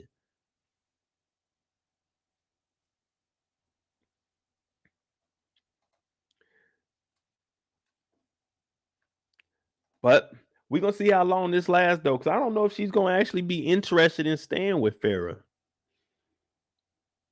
What you think? Either that or Coach is gonna probably call it off. I could see Coach. Uh, the only way I could see Coach calling off the whole ordeal is if Mercedes and Farrah they get too close and one of them slip up. Maybe it's Farrah with some photos because we know that Farrah has been taking the pictures. I know Kendall says she may have violated the NDA, but that could potentially be something. Those that camera and the pictures they may come out. That could spark up something. You see what I'm saying? And it might not be because of the coach. It might be Farrah and Mercedes. So that could be a potential way that coach tries to, break up this thing, and Mercedes is gonna need that money. I don't know. You might have to check back in on that one. That don't sound too bad. A Farrah Mercedes scandal, which is frowned upon on the coach, even though he ain't got nothing to do with it. It'd be his wife out here messing with Mercedes, and he on the news talking about his wife is having an affair. He can't coach. You lose one game. Now it don't matter what you do, because anything bad you do is all because of his wife. Like, damn, nigga. She done messed you up, bro. She done messed you up. Now they taking pictures of Farrah coming up out the hotel room or the condo. Yeah, they taking all kinds of pictures. They taking pictures of you. Now you got fake stories talking about, man, he thinking about getting a divorce. Insiders say the coach still loves his wife, even though she was messing around with a stripper from Mississippi. It's like, who the fuck is these insiders telling all this information? Listen, if y'all ever hear there was an insider that told you something about me, them niggas is lying. Nobody that's an insider that knows me is going to say shit to anybody. They don't have any reason to talk to the media. Insiders are telling us that Coach and his wife have had an open marriage for a while. Like, what? Who are these sources? It can't be my lawyer, because he can't say shit. My mama ain't about it. My mama don't even know how to get on YouTube. My mama has a YouTube app. She don't, when I tell her I go live, she thinks that she just go to YouTube, she'll be in my live. I gotta send my literal link to my mama phone when I go live. So she's not gonna talk to the media. You're not gonna be like, hey, Mo's mama's on a YouTube interview. No, she ain't, because she don't know how to get on that shit. My dad don't know half the shit I even be doing, so he ain't gonna talk to nobody. My brother, he antisocial. He ain't gonna talk to nobody. My other brother just don't give a damn. If anything, he gonna shout out his stuff. You know what I'm saying? Shout out to Ant. Make sure you follow all his shit. You know what I'm saying? He ain't gonna throw me up under the bus. He gonna up himself. He gonna up me, but there ain't no insiders.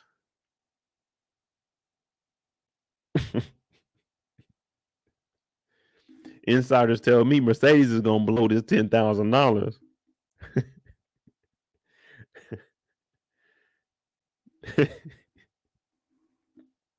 Insiders told me that Hailey was staying with a friend. That's what she told Mercedes. But insiders told me that the whole thing was a lie. Lakeisha Savage ain't really who she says she is. Sources say she killed a man. Allegedly. You know what I'm saying? We don't want to put that on anybody, but allegedly. So that's Mercedes. Was there anything else with Mercedes besides when she got at Hailey? That was it, where she was basically cussing around like, I thought you was moving in with a friend. So answer me this. Why did Mercedes get mad at that?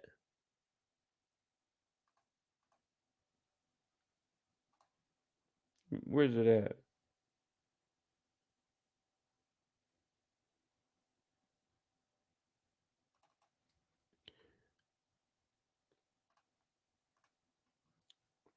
Someone please explain to me, why did Mercedes get mad that Hailey was sleeping at the club when you kicked her out the house? Can someone please? I really want to know. Was Mercedes was she wrong or right for this? How could you get mad at her for sleeping at the club when you kicked her out and she told you she couldn't find a place? Like, what's the point of you being mad when you were the one that caused this, Mercedes? Like, are you feeling sorry for her now? I didn't understand that. That was one thing that had me confused. Normally I can come up with some shit, but that had me confused.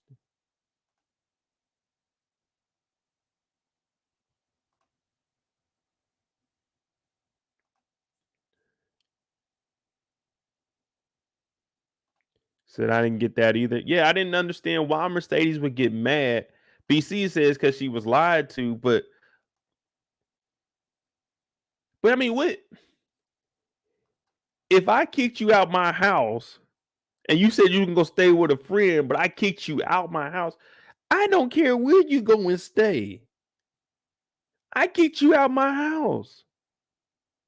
I know if I let you live with me and I got to kick you out, that means you had to really get on my nerves or did some shit. That was just, there's no coming back from it.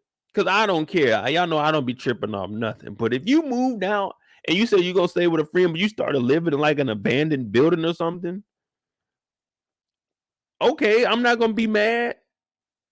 That's what if that's where you at in your life, I know when you were here, I gave you a chance to get up, go get your job, do what you need to do. I don't care, do what you need to do, but I'm not gonna get mad.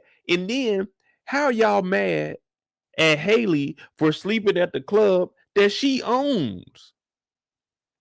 Mercedes talking about you lied to me. I thought you were staying at a friend's. Who cares? You kicked her out.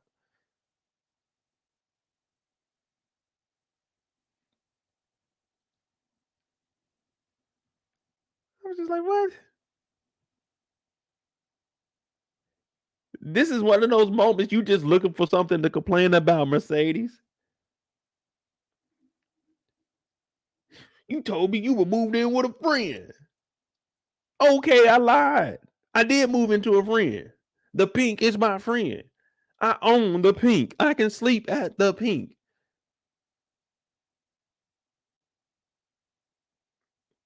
Yeah, I didn't get that.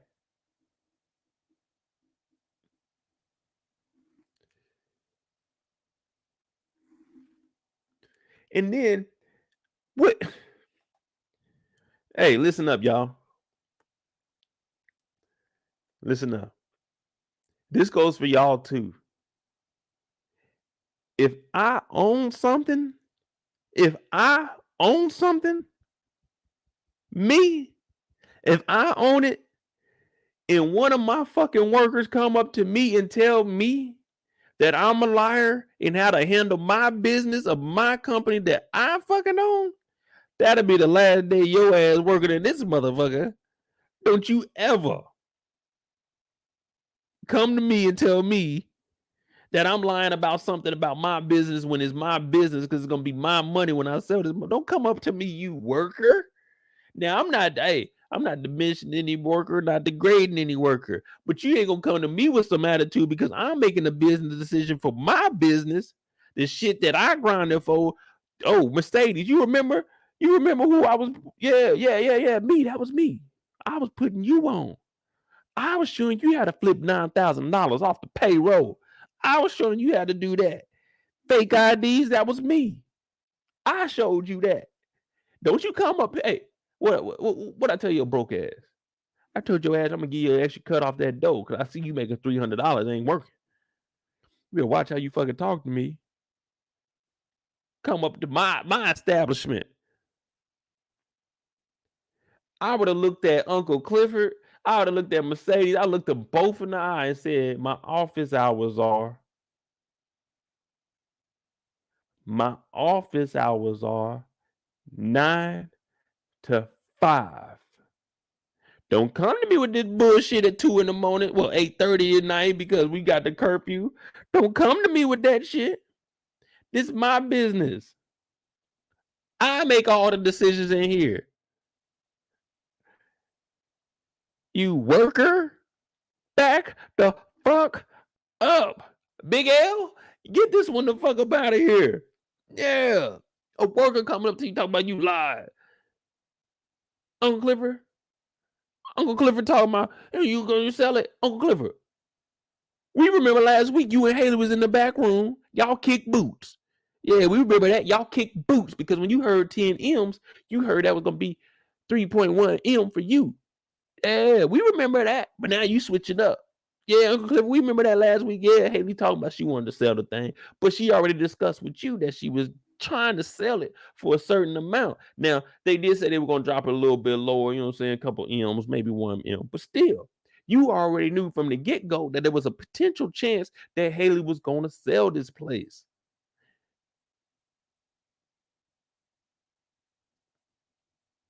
This is just, that's why they say you need to watch who you go into business with. You got to watch who you go into business with.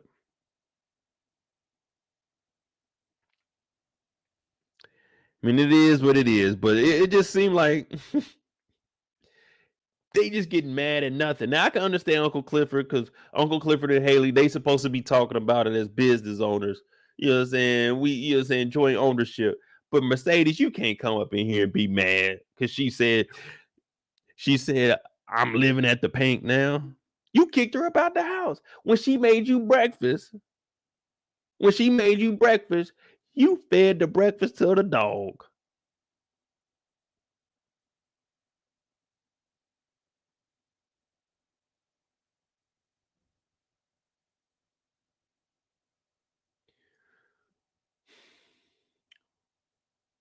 Man, Mercedes, don't get mad.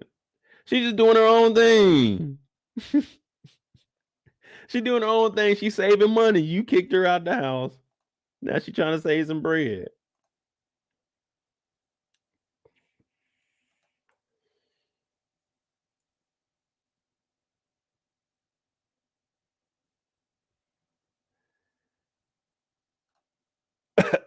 So wait. Tamika said the breakfast is probably trash like her. Yeah, Eric, this episode, it was a little bit everywhere, but they trying to open up that storyline because you got to remember, we about to be in episode 5. So we about halfway done already. We about halfway done right now. So they got to start opening up these storylines so we can, you know what I'm saying, start jumping into them now. Because next week, week 6 and week 7, I forgot, is it a 10 episode? I think it might be a 10 episode, but if it's 6 and 7, 7 is where we're gonna have to get like the most action, 7 and 8.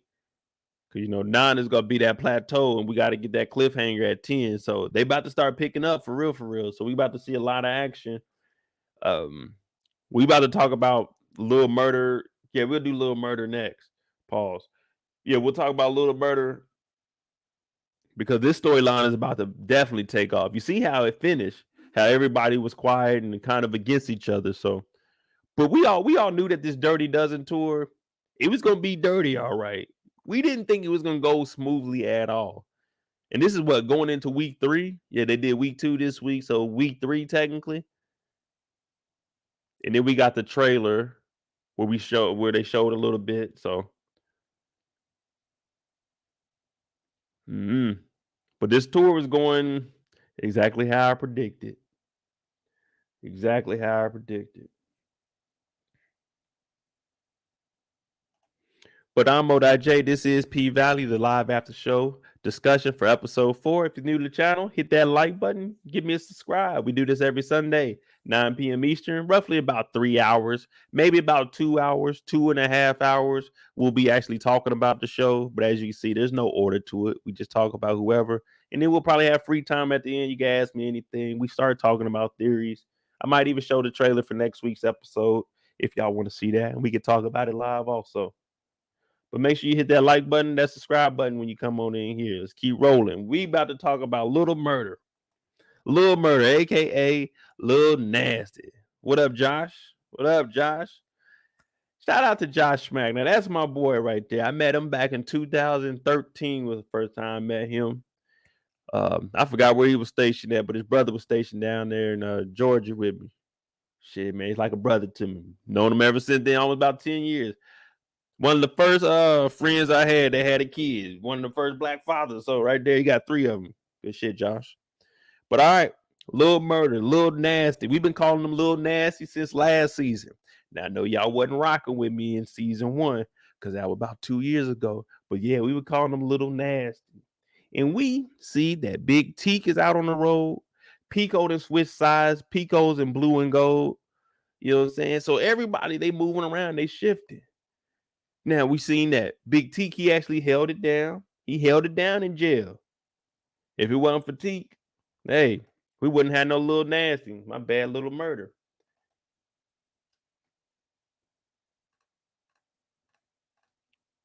Now we all out on the road. Of course, Rome, he being the good manager. He over here. They got Mississippi, all of her stuff up. But we got the crew over here. Wody, Lil Murda, and Big Teak.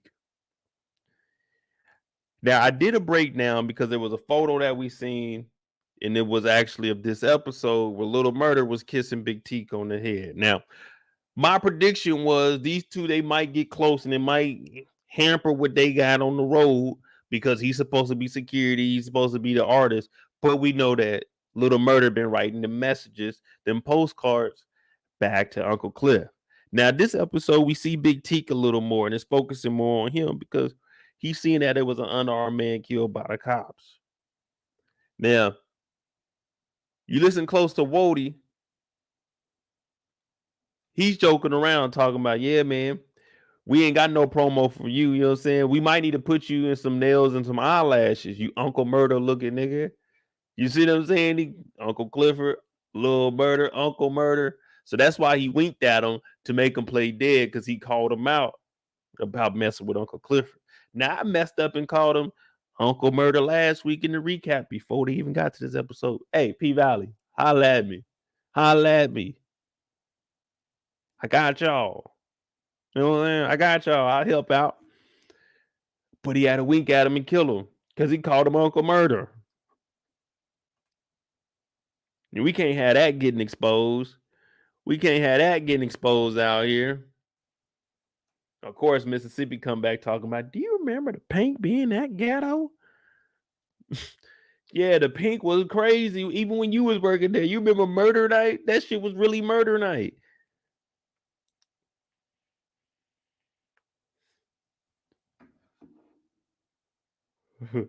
Yeah, Murder Night was ghetto. Talking about, was the Pink ever that ghetto? Like, hell yeah. And Gidget came back. Now, Gidget came back, and we gonna get on that too, because I seen when she paid to drop Gidget off. I said, ain't no way. Ain't no way. But we see Big Teak starting to take a stance for what's going on in the streets. And him and Rome, they already were low-key clashing. You know what I'm saying? Rome didn't feel a certain way about him just because he seen him potentially about to mess things up with the little beef with Pico. So I understand that. He's like, I don't want him to mess up the money, and since he just got out, basically stereotyping him. But then you can kind of look at him. You're like, man, Big Teak might start a little bit of trouble. I don't know. We got to watch him. Sure enough, Big Teak got to start in trouble.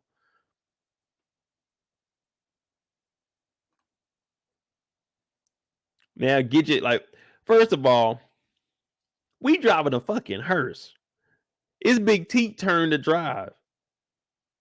Ain't no way Gidget little ass barely seeing over the steering wheel ass about to drive no damn hearse. Not with me riding in that motherfucker. This hearse, I'm already, I won't say superstitious, but goddamn, I'm not riding in the back of the hearse, let alone with her driving in the front of that motherfucker. That means the next thing I know, I'm gonna be riding in the back of that hearse, but it ain't gonna be me sitting down. It's gonna be me laying down. No, Gidget ain't driving. Gidget over here talking about, I'll drive. No, the fuck you won't. We pulling up into a city.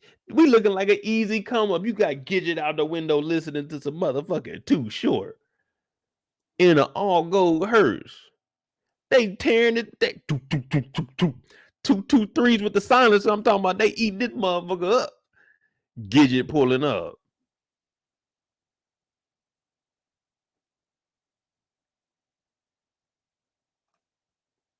Kendall said Big T got a license. I doubt it. Neat. What I tell you. Yeah, I said Teak looked like D-Ray Davis. Teak looked like D-Ray Davis. I forgot who I said Rome looked like.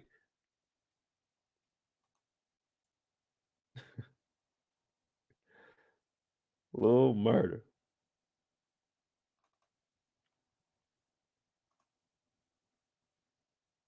Now they riding and Big T, he trying to listen. I'm trying to listen to the radio. I'm trying to hear the news. I want to know what's going on. But then they hear a song, and it's DJ Never Scared.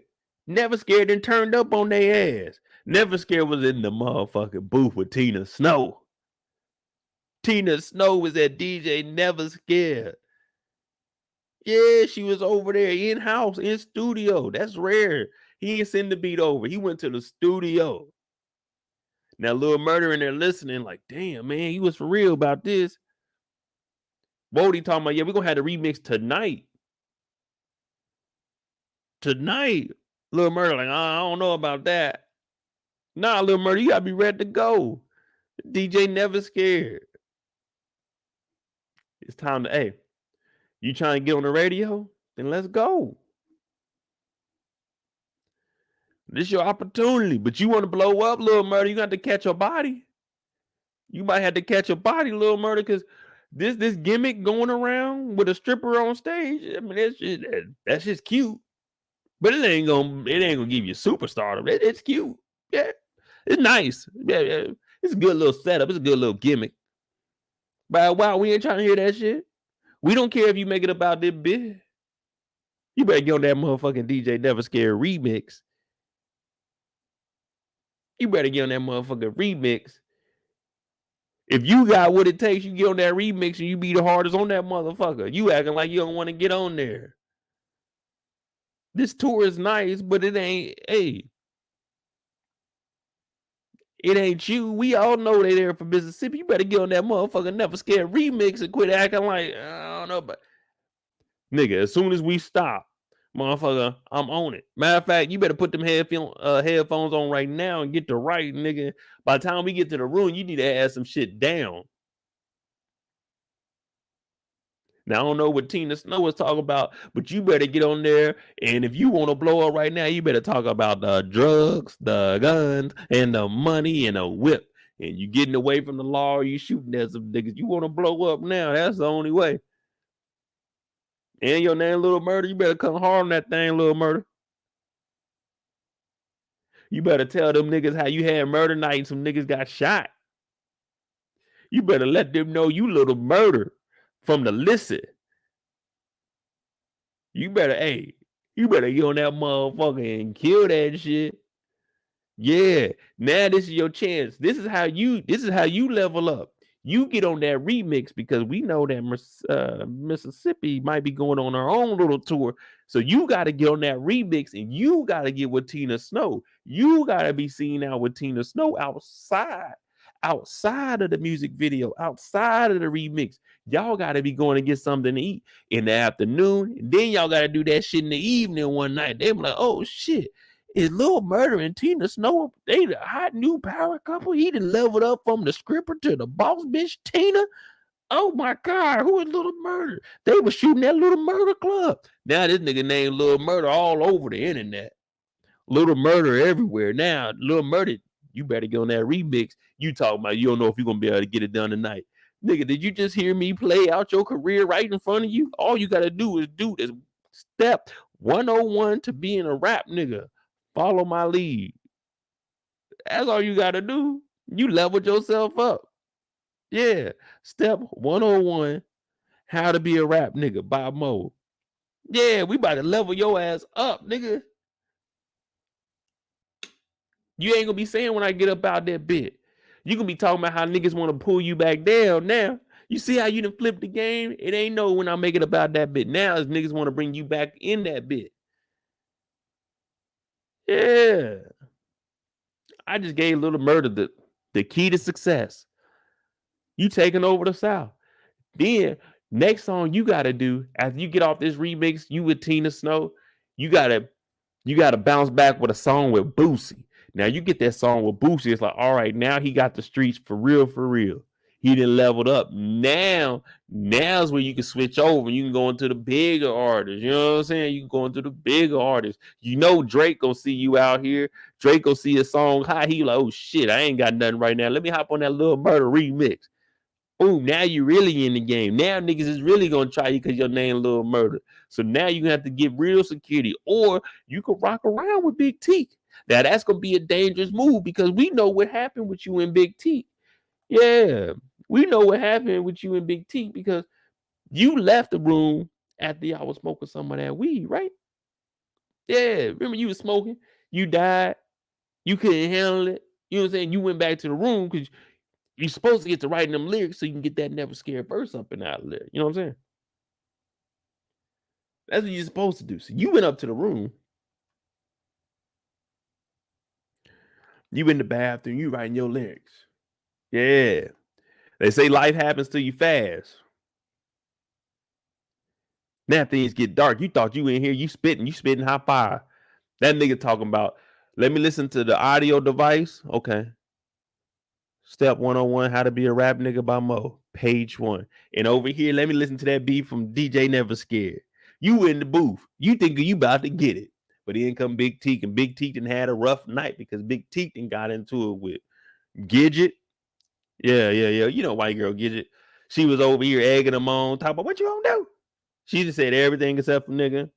What you gonna do? You ain't gonna do nothing. You don't know what's going on out there. You ain't never been in nothing like this. What you gonna do? Big Teak just got out of jail. He into it with Rome. This nigga done broke a table. I seen a few people saying Gidget's white privilege. Yeah. It was there. You were watching it. Mississippi, for some reason, she's all in the corner. I can use this terminology right now because this is the atmosphere we're in.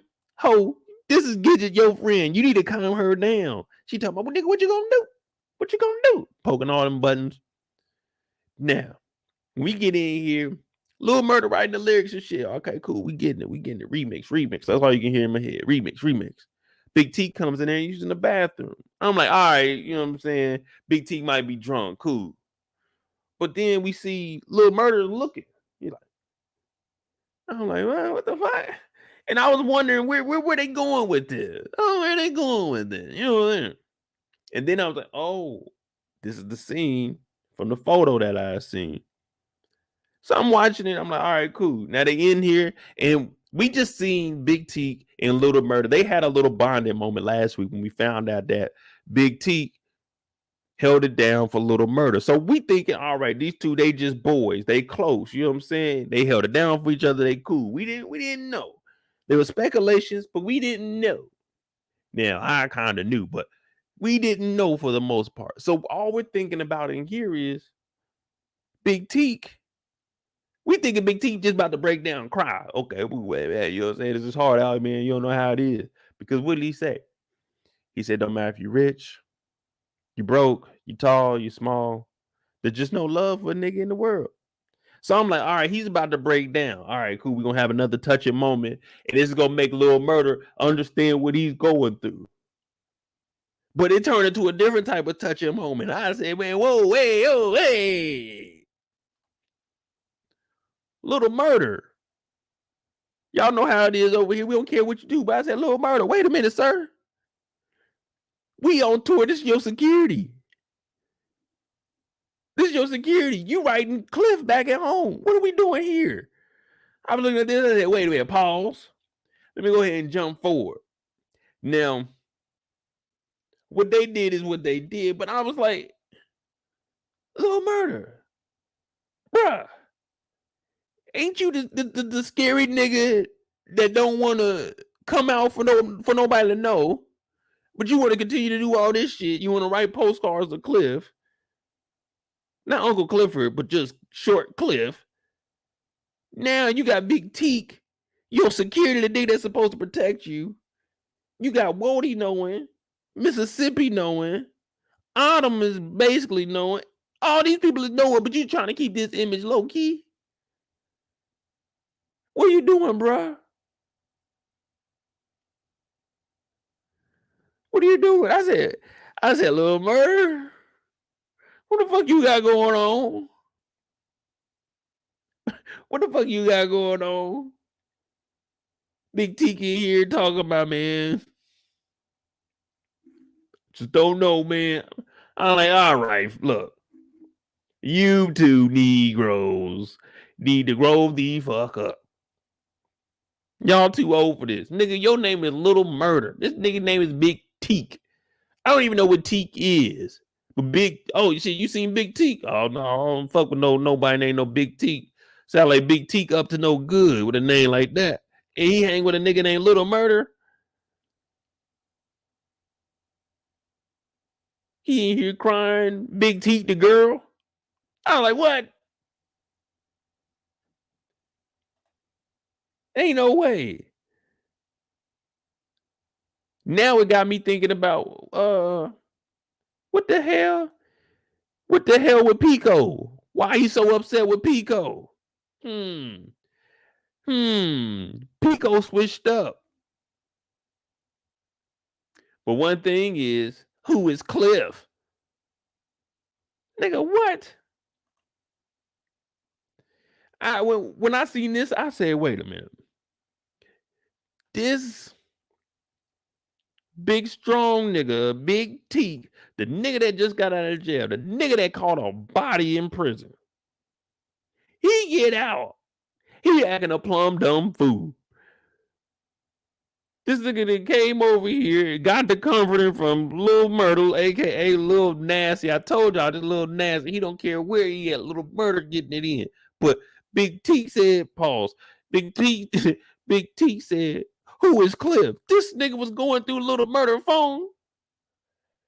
Nigga, Big T, you need a big take a man, get your ass out of here. Big Teak over here checking people's phones. I said, I'd be damned. Big Teak over here checking phones.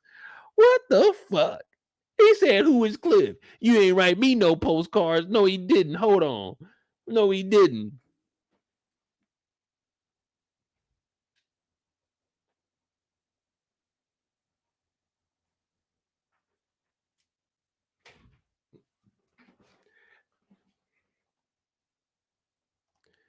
No, he didn't write you a postcard. All he had was that toilet paper. You remember that toilet paper he was writing them rhymes on? Yeah. Remember I told you this is 3-ply. You know what I'm saying? They only got that 1-ply in there. So you go in, you take off that toward a little bit. Yeah. You didn't write me no postcards. Nah, he was sending you them whack ass lyrics, remember?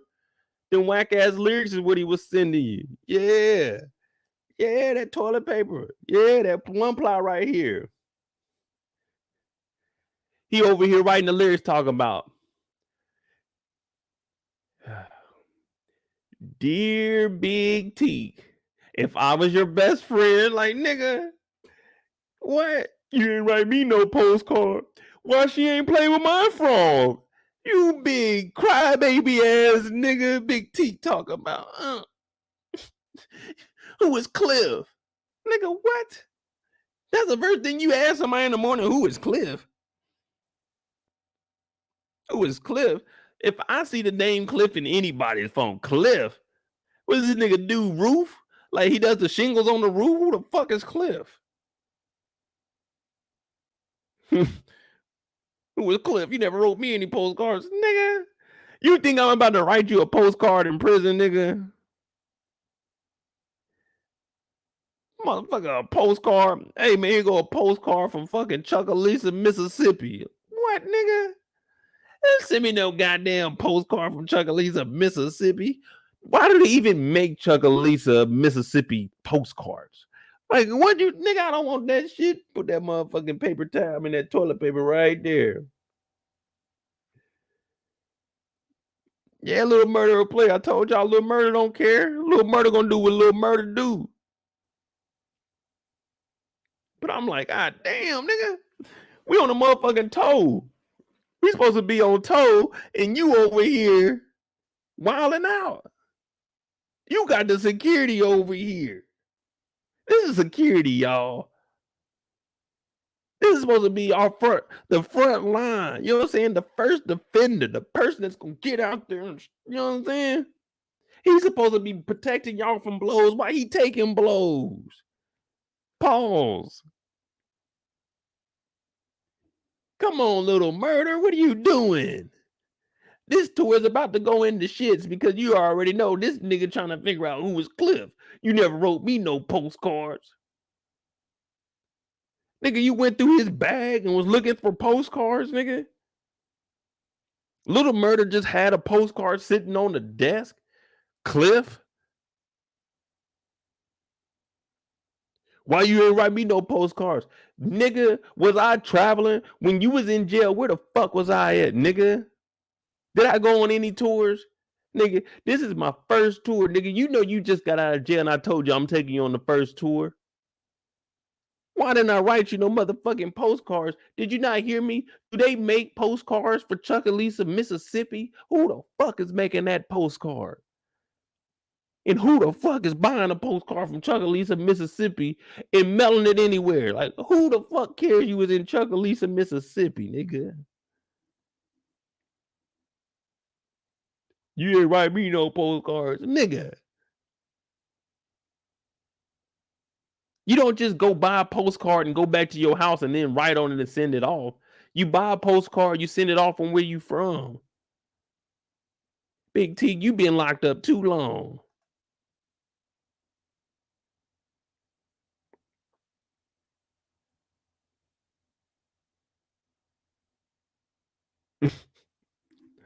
And this went, this whole thing went the other way. I said, damn. Well, little Murda, it's gonna be hard for you out here, brother.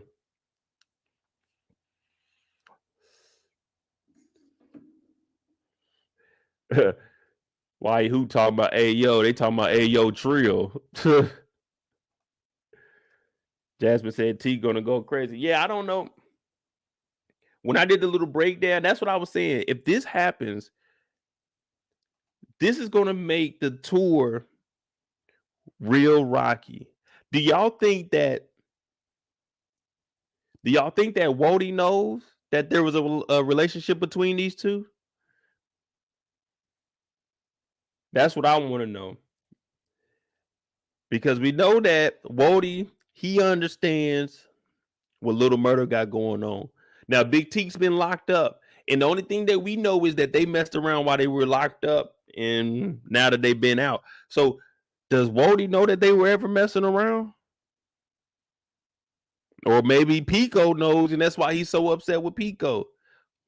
I don't know. Kendall said, of course, Wody knows. Yeah. I'm thinking Wody would know, but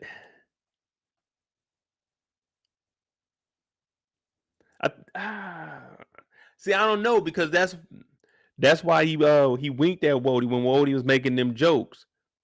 Either, you know what I'm saying, just so he would like, damn, y'all could be right. It could be A, protecting it so, you know what I'm saying, Teak doesn't hear that he's, you know what I'm saying, messing with Cliff, or B, he could be acting like Wody, oh, he don't need to know what I be doing. So it could go either way.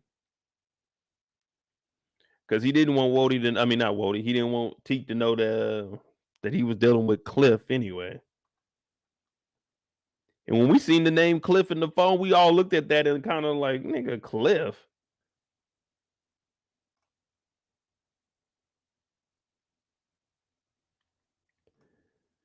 So I don't think Wody knows. Yeah, I don't know, man. I don't know. I don't think he knows. It would be good if he doesn't know. Yeah, I think that would be better if he doesn't know. I think Rome will be the first person to find out about it. I know Mississippi didn't want to fire Teak. But I don't know if that has anything to do with it. I think she's just cool with Teak. But I think Rome would be the first person to find out, just because Rome and Teak, they already been getting at it. From the first time they met each other all the way up to now. You know what I'm saying? Is them two always bumping heads. And he wanted to get rid of them off the tour.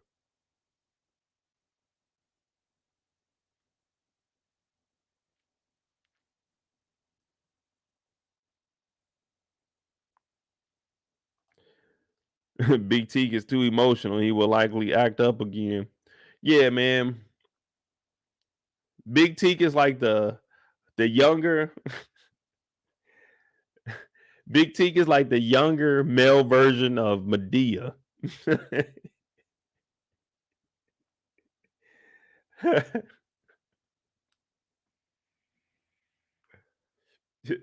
Fucking Big Teak.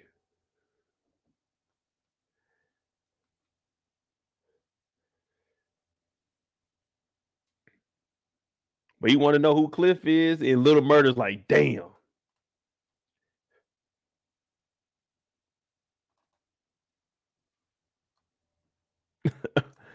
What, man? Y'all know I'm telling the truth.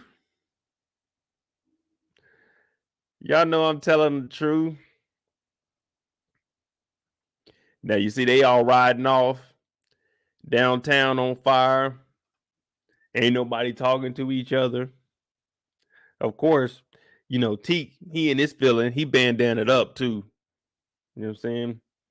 He bandanaed up, Gucci down. He don't give a fuck. But what he does know is little Murda out there wilding out. Little Murda out there sending postcards. Little Murda out there writing a nigga named Cliff. Big T don't like that.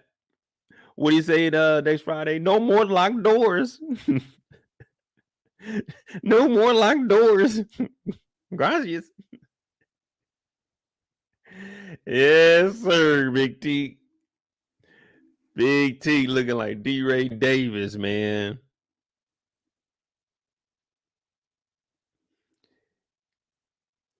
Mississippi over here, she down and out too. You know what I'm saying? Her homegirl went back. Rome was talking about firing Teak.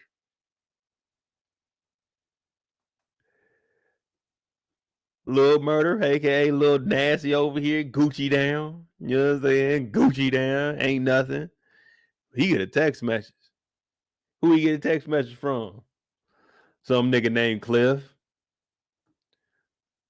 It seemed like the world falling apart, ain't it? You okay? Just now. Now you know.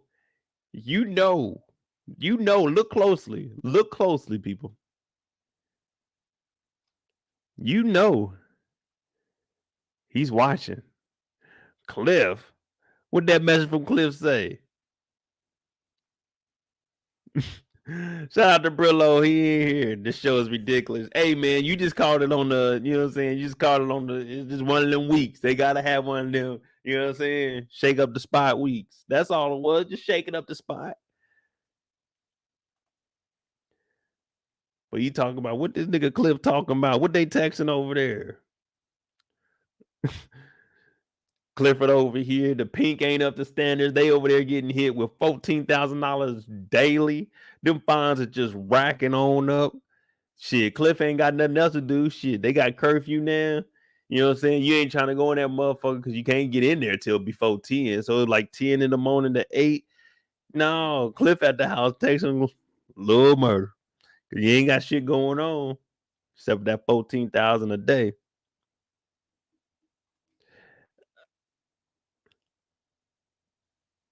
All right, I got you. Hold on, Brillo. I'm gonna let my dog Brillo jump up here real quick.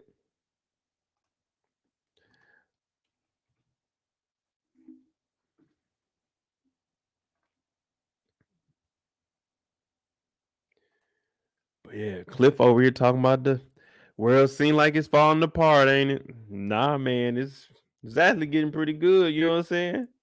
We ain't got no worries over here, but this tour is about to take a major left. And when I show the trailer for next week, y'all gonna see what I'm talking about too. And there was a few things I was pointing out. I probably won't go too in depth, so you can watch the video and you can actually watch the whole trailer all the way through.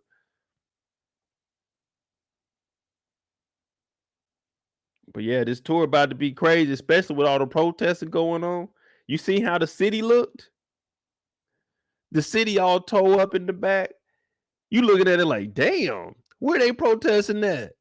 They gotta have like 4 or 5 fires around here. They got the helicopter up here. This shit crazy over here. This how it was like out here in the Bay. Them niggas was protesting. Shit. Oh, it's a fire over here, this motherfucker too. I was watching this shit on the news, laying in the bed watching. I'm like, damn, that right down the street. They was over there throwing the newspaper bins over there. I'm like, damn. That shit crazy. I wasn't going out in that motherfucker. I wasn't risking it. You know what I'm talking about? I was like, damn, man. I wish everybody out there the best of luck, but I can't move like I used to. And I be goddamn, I'm about to get shot by some shit or hitting the back of the head with a trash can because niggas is throwing shit the wrong way.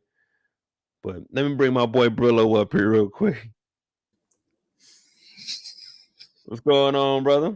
Well, what's good with you? I seen you on. I'm like, let me hop on here real quick, talk about this show, man. Yeah, man. You know, right now we were just finishing up with a little murder, and you know, that's probably what everybody was really talking about this week. So, man, what you think about the show overall this week? Man, it's not really doing it for me. I mean, it's entertaining. I'm watching it. I'm not gonna bash it or nothing, but I enjoyed the episode. I just feel like not enough is happening. It got its comedic parts. I kind of saw the thing, the whole little murder, big Teak thing. A lot of people kind of peeped that. I knew they had some type of something going on, man. But I'm gonna keep watching. Yeah, I mean, it was just a build up. I mean, it was a straight episode. You know what I'm saying? It was a little unexpected, but it was a build up episode. I think after this is where we're gonna really start to see everything. You seen the trailer for next week's episode? Yeah, it looks like it's kind of going down. I like how they putting in like the social justice part. You know, Yeah. my man, Mississippi manager don't get no damns about none of that. He was talking some nonsense. I'm wondering why Teak ain't fire on this dude. He was talking some nonsense. I'm like, this dude's so tough. Like, man, can we see why? Yeah, man. I kind of figured something was gonna happen between the two. I didn't know if it was gonna go in that direction all the way. Like maybe he just knew, but shit. I don't know, man. I don't think that this tour is gonna last the whole time. They're going on 2-week tours, so yeah, both of them got to make they gonna somehow get back in the pink. Yeah, they're gonna have to. You know what I'm saying? So the tour about to get shut down. By the end of the series, the season, man, I feel like everything gonna hit the fan.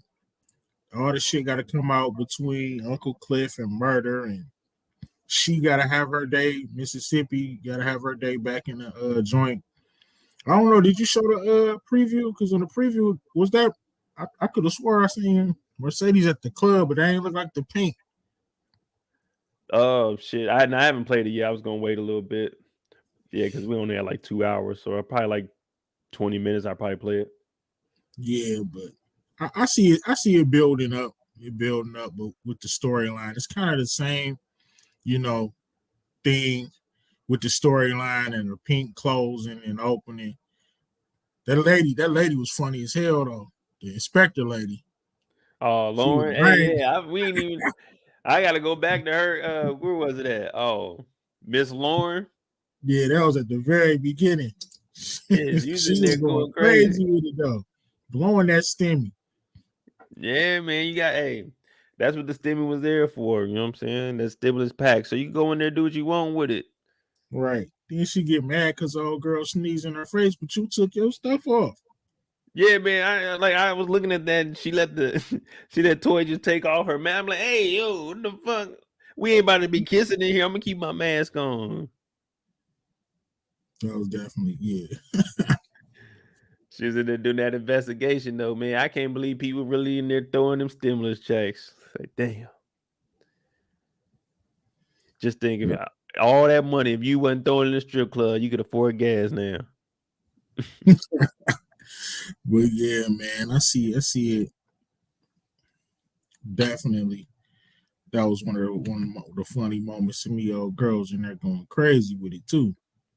Yeah, man, it was like they had the pink open back up. It seemed like everybody was ready to be back out. I'm talking about the amounts of money that they're throwing in these clubs for it to be early in the night. Like, this is the opening acts coming down the stage, and these niggas is in there just throwing money. I'm talking about they couldn't wait for this. They just Yeah, You know, that's how I probably was when them boys first opened back up. I wouldn't know. I ain't been in a strip club in so long, bro. But they probably was going crazy like that. Shit, nigga. Like all that. I ain't that crazy. But yeah, man, if somebody sneezes in your mouth like this, she getting fired on. I think she got COVID too, bro. Yeah, I don't know, because she's trying to say it's allergies, but nah, man. Plus, you see, you peep. I know you be peeping everything. You know, you peep who she was sitting next to at the bar or whatever when they was having their little last supper. Mm-hmm. That's gonna come into play, man. I think she might be a goner some type of way. Her character don't really serve a purpose.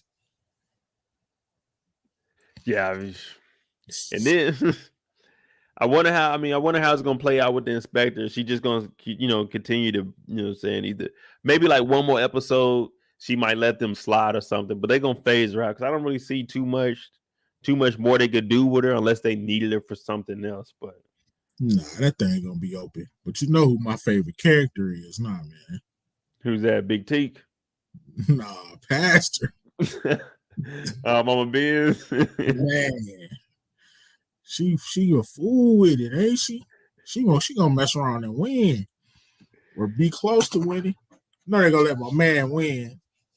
So who would you vote for? Who would you vote for? Andre or Mama Benz, Miss Patrice Woodbine? Who would you vote for? I'm voting for whoever bringing the casino, because that's gonna bring jobs and development.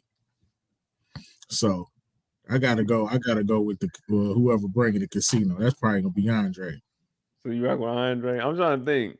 Yeah, I'm probably. I couldn't live in a city with. You need that damn casino. Oh yeah, we need the casino, and I was just thinking on some real shit, and y'all thinking the same thing. I couldn't live in a city where freaking Patrice Woodbine is on the news every day talking some shit about the city. I'm like, no, I can't. I'm not trying to hear that every day. No one is trying to hear Patrice talk. You know she's gonna be trying to be on the news every day. Everything she gotta do. We need to fix these potholes out here because the people need it. You're like, hey, just go talk to the people that we don't need to hear that. And you already know she's gonna be on the Pink's ass too, trying to shut them down. Man, and it seems like the Pink should be upgraded more, man. That place is hot. Like they stay packed. Where the money going? Clifford got Birkins and shit, man. Like, yeah, dude, you know how much a fucking Birkin is? Come on now. Something not adding up, bro. I That's said a it in fake. the recap. That's a fake Birkin, bro. That shit ain't real. I said it in the recap. It can't be. This nigga blew $216,000. How did they get a Birkin? We ain't had no money. $260. Ain't no way. They're selling that bitch for $1 million and you got a $260,000 purse on. Come on now. Yeah, Birkins cost Kendall. We saying Birkins cost a lot of money, but either she stole that money from Hailey. You know, they could be scamming, they could be swiping. Yeah, but that's what I'm saying. A Birkin is a lot of money. That's why she was saying you can sell that Birkin. Maybe you can have this place together. But we saying that Birkin can't be real because there's no way. There's no way that Uncle Clifford loves the Pink so much that Uncle Clifford would buy a fucking Birkin over taking care of the Pink. I'm saying, and it should be top notch. As many people coming there every week. That boy packed. Yeah, but shit. Uncle Clifford ain't like, think about it. Let's just say if we just broke the dollar evenly, Clifford only making 30 cents on the dollar. Like if they were just to split it straight down. So Clifford ain't really making too much money. But my thing is, even with the money you making, the building is paid for. So you should be pocketing so much bread. Right. What you think about the supernatural shit they done bought to it? I hope they don't go too far into it. I hope they don't go. Yeah, that's exactly the same thing I was thinking. I hope they don't go too far with it, but I could have did without it, but whatever. I guess it's cool or whatever. Yeah, I mean, I don't know. Maybe like with Diamond, we seen the hand coming through the floor. Like, all right, maybe we just do that a little bit with him. But then we had Montavious' spirit in the hallway with Hailey. It's like, where are we going with this? Yes, no saying. Where? Are we trying to jump into that realm? Or because what I always thought it was just, a show showing how it is, you know what I'm saying, down in the bottom. Like Where we first, from? go keep it like, you know. Yeah, like more authentic. Yeah. But like you said, hopefully they don't go too far into the sci-fi or however they're trying to play it. Yeah, because I mean, I can see with Diamond, you know, saying he may be potentially seeing things, niggas do get like that when they didn't put off somebody, but I hope it don't go too Yeah, far he was where in it's the like war and all that shit too. we see Montavious' spirit walking behind Hailey, like, come on, we don't want to get that fake. Man, Diamond was looking weak as ever. Like, man, if you don't grab that helmet and get on that bike, where you going back? What are you doing? Like, what else you got on the agenda, bro? Hey, that's what I was saying. I was looking at, like, man, I ain't got nothing else going on tonight, but I'm not riding this bike back with like to wherever you going. We can go to my spot. We not about to. I'm not about to ride up to your spot, bitch. I don't know you. Like, with all due respect, I mean, I did call you a B, but hey, you understand what's going on. It's my life in jeopardy. Right.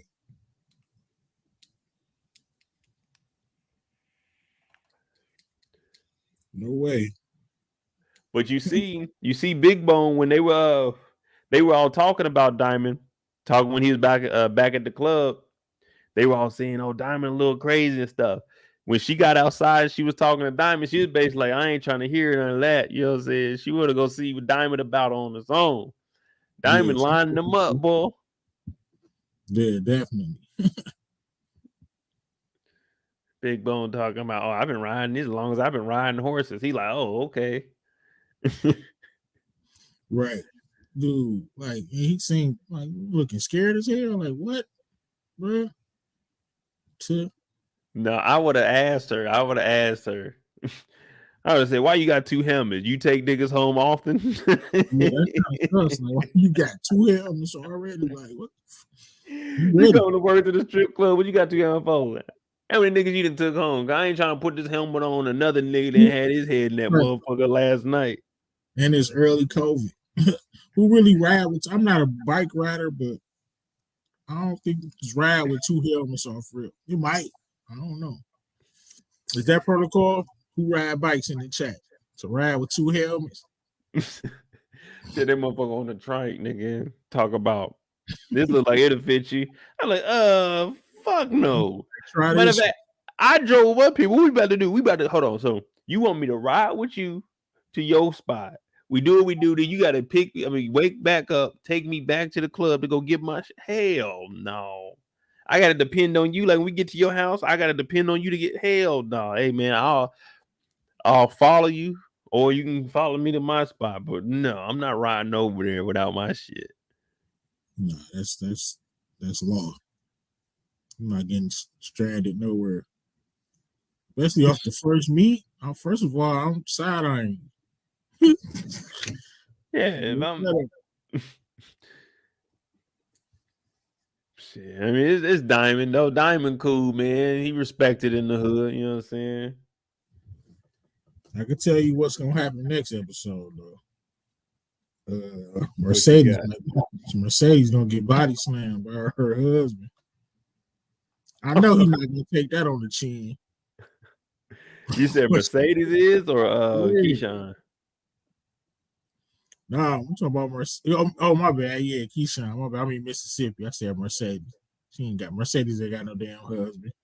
Yeah, I was thinking like, damn, Coach about it. I thought you had got. That's why when you said it at first, I was thinking maybe you mixed it up with like Coach or something. Like, damn, Coach about to get on Mercedes ass. I'm thinking about Mississippi. It was hell no. Oh yeah, Mississippi. We already knew what was going. Right. That whole thing, Mississippi. Yeah. She gonna end up leaving, dude, because she like the fame. She addicted to that fame. Yeah, yeah. I I wonder. Like I want to know what her end goal is. You know what I'm saying? Are they gonna have her where she actually leaves Derrick? You know what I'm saying? Where she leaves white boy Derrick, she moves on, or could it be one of them stories where she never gets away from it? You know that would catch all of us off guard if at the end we seen her stay with white boy Derrick. Right. Or if he turned her water off on some domestic violence, beating type stuff. You know what I mean? That should be Oh yeah. happening. The tragedy. Women who, keep going back to dudes just, doing goofy, crazy shit. Now that right there, they going aim. If they go that direction, they going big time with that. That's what I'm saying. Do they really need her character? I mean, it's cool. Yeah, I I mean, mean, it does show that relationship. You know what I'm saying? The interracial relationship. So I mean, it shows that aspect. So I think I mean, it's cool because not Mercedes, Mississippi actually grew into her own character. At first, you remember, yeah, she was always like she basically like an extra. You know what I'm saying? It was the Mercedes show. So then she blew up. So yeah, I think she cool because it still brings in the story of her and Diamond whenever she gets back, if she gets back. yeah, they gotta tie that up too. They gonna have to. She gonna be back in that boy. It's gonna be beneficial for the pink and her and Lil Murda gonna be back. But let me ask you this, bro. Did you feel bad for what's her name? One of one on her neck, the bopper. Man, why I can't think of her name? One of one. She got that shit on her neck, one of one. Snuck girl Oh, from Snowfall. oh, What's her roulette. name? Yeah, Roulette. Did I feel sorry for her? I mean, it's what You part told though? a story about her brother. Yeah. I mean, I'm like, especially damn, for her because that's her brother. You know what I'm saying? bro, So man. so She it's messed up when you hear gave that, up. and I'm glad we got to see that serious side of her because you know what I'm saying, and that kind of emotion. Because all we seen from her so far was she hard, she's out here, she gonna do what she needs to do. Yeah, that character needed that backstory, that little bit right there. Give Yeah. us So something. now we see why she acts the way she does. So yeah, that was cool. I even forgot about Roulette this episode, to be honest with you. Yeah, we seen that. They put the curfew back in place.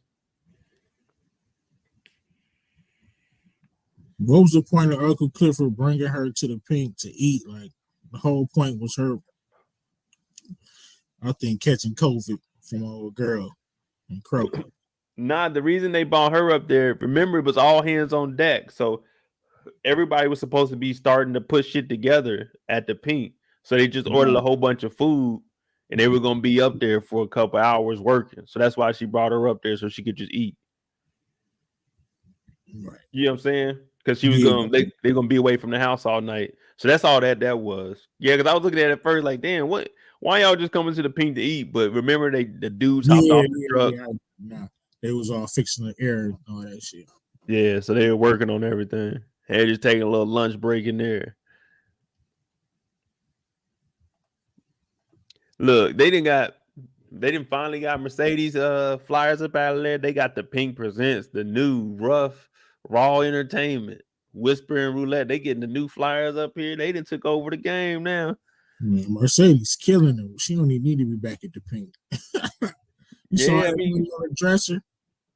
I'm like, yeah, damn. that 10 bands, but I don't know, man. Mercedes seemed like she might blow that cash. Mercedes seemed like she might blow that cash. That's a lot of cash.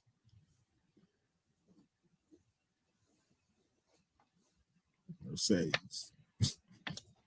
And it's 10 bands a weekend. Shit, if I'm coach though, first of all, I wouldn't even be shelling out that much money, but 10 bands, I'm like, man, that should be like That's preposterous, bro. but Straight. yeah, we got the little backstory of roulette, and it was, you know what I'm saying? But Made a little bit of sense. what I seen with Big L, it looks like Big L is trying to put together a little team. Yeah, he is.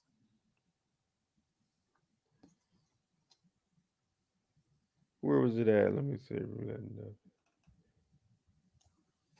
Because he's still trying to keep Duffy, you know what I'm saying? Duffy trying to get up out of here. So he's trying to keep Duffy. And he knows, you know what I'm saying? He knows that Roulette be making some money on the side. So he's like, look, just gotta do what you gotta do out here. Don't get finesse. Basically, make the money, boo. Don't let the money make you. So I can see him having, you know what I'm saying, having him on a team with Duffy and they start running things. Because she could be meeting new tricks, you know what I'm saying? She could be meeting new dudes in the club and then they could run it through, you know what I'm saying, new funnels. Plus, this will keep Duffy here since, you know, get you gone.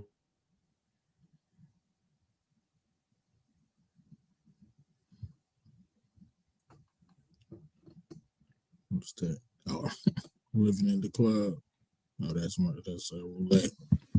Trill said 10 bands for the Mercedes experience. I need it. Man, please. I wish one of my homeboys would say, man, I'm about to go get this, you know what I'm saying, the Mercedes experience. How much of that shit is? That's 10K. 10K for what? Yeah, they come up, she do a little dance, you know what I'm saying? We get our ugly on and, you know what I'm saying? Oh, hell no, ain't worth no $10,000. Yeah, who she is. You talking about, wait a minute, you talking about Mercedes? The one that was stripping in the damn car wash a couple of weeks ago. That you paying that motherfucker 10,000? Look, nigga, you give me 5,000, I can go get you something equivalent to that. Yeah, we're gonna take his ass right to the pink ass for Roulette.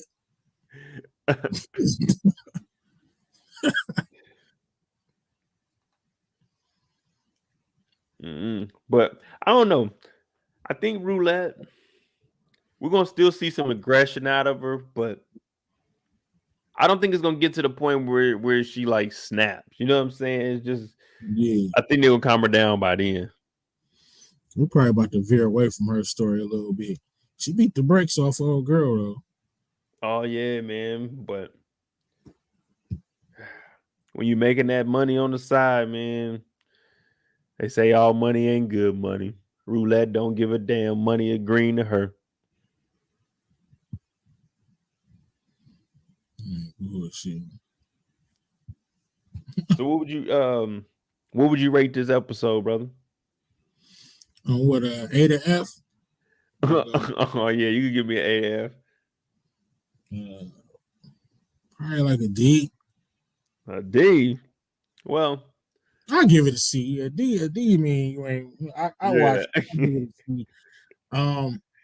Yeah, I mean it wasn't bad at all. D was a little. I was hating. Yeah, it was a C.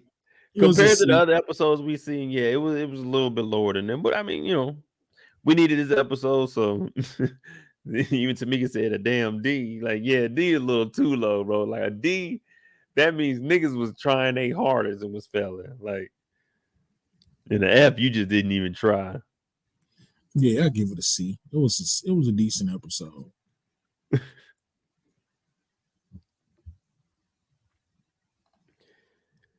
How about Rome? Do you think he's in love with Keyshawn and wanting to see her success, or does he only see dollar signs and wanting to control her career? Dollar sign. Yeah, I was gonna say I think it's dollar signs. I think it's dollar signs. He might like her a little bit, but the dollar signs is more important than that. That's why when she was negotiating all that stuff, he was even hurt by that. Like if he would have liked her, if he would liked her that much, he'd have been like, okay, cool. You know what I'm saying? I'm gonna help her make some bread. But nah, he was trying to get the biggest cut to himself. So it's all about dollar signs. Yeah, he know how to manipulate her. Yeah. What Lil Murda need to do is get another manager, bro. This manager is trash. Not doing nothing. Wody, hey, what Wody gonna do? You on a tour, bro? You on a tour, right? Man. What else you want for my man? Hold on. We can't say that though. Because Wody is trying to get him on that remix. He told DJ Never Scared, hey, we're gonna have that shit tonight. Because DJ Never Scared said we need it yesterday. And not Wody, but Lil Murda talking about, oh man, tonight, maybe a day or two. He's like, nah, man, record that shit tonight. So Wody is working. He trying to get him on the radio. Wody also told him, when you go on this tour, nothing, bro. What did Wody say? He said, when you go on this tour, they ain't there for you, brother. They going to see Mississippi. Don't nobody know this nigga songs. You know what I'm saying? But we know Mississippi gonna twerk to some songs. So I mean, I don't know. I think Wody doing his job. Hey, Wody got the hearse too, right? Come on now. Go on now. That Little is Murder. okay, yeah. Okay. Little Murder, the hearse. Come on now. Yeah. Yeah, that do go together too. That's I ain't even peeped that. But we gonna see though. I don't know. Little Murder got a lot of things he got to worry about now on this tour. Man, what's everybody waiting for is for secrets to be revealed. You don't know, man. So nowadays, that's probably gonna turn him even more. Being with that LGBTQ plus gang. Yeah. I mean, honestly, it will, man. This shit crazy though. Like, you know what I'm saying? It probably would.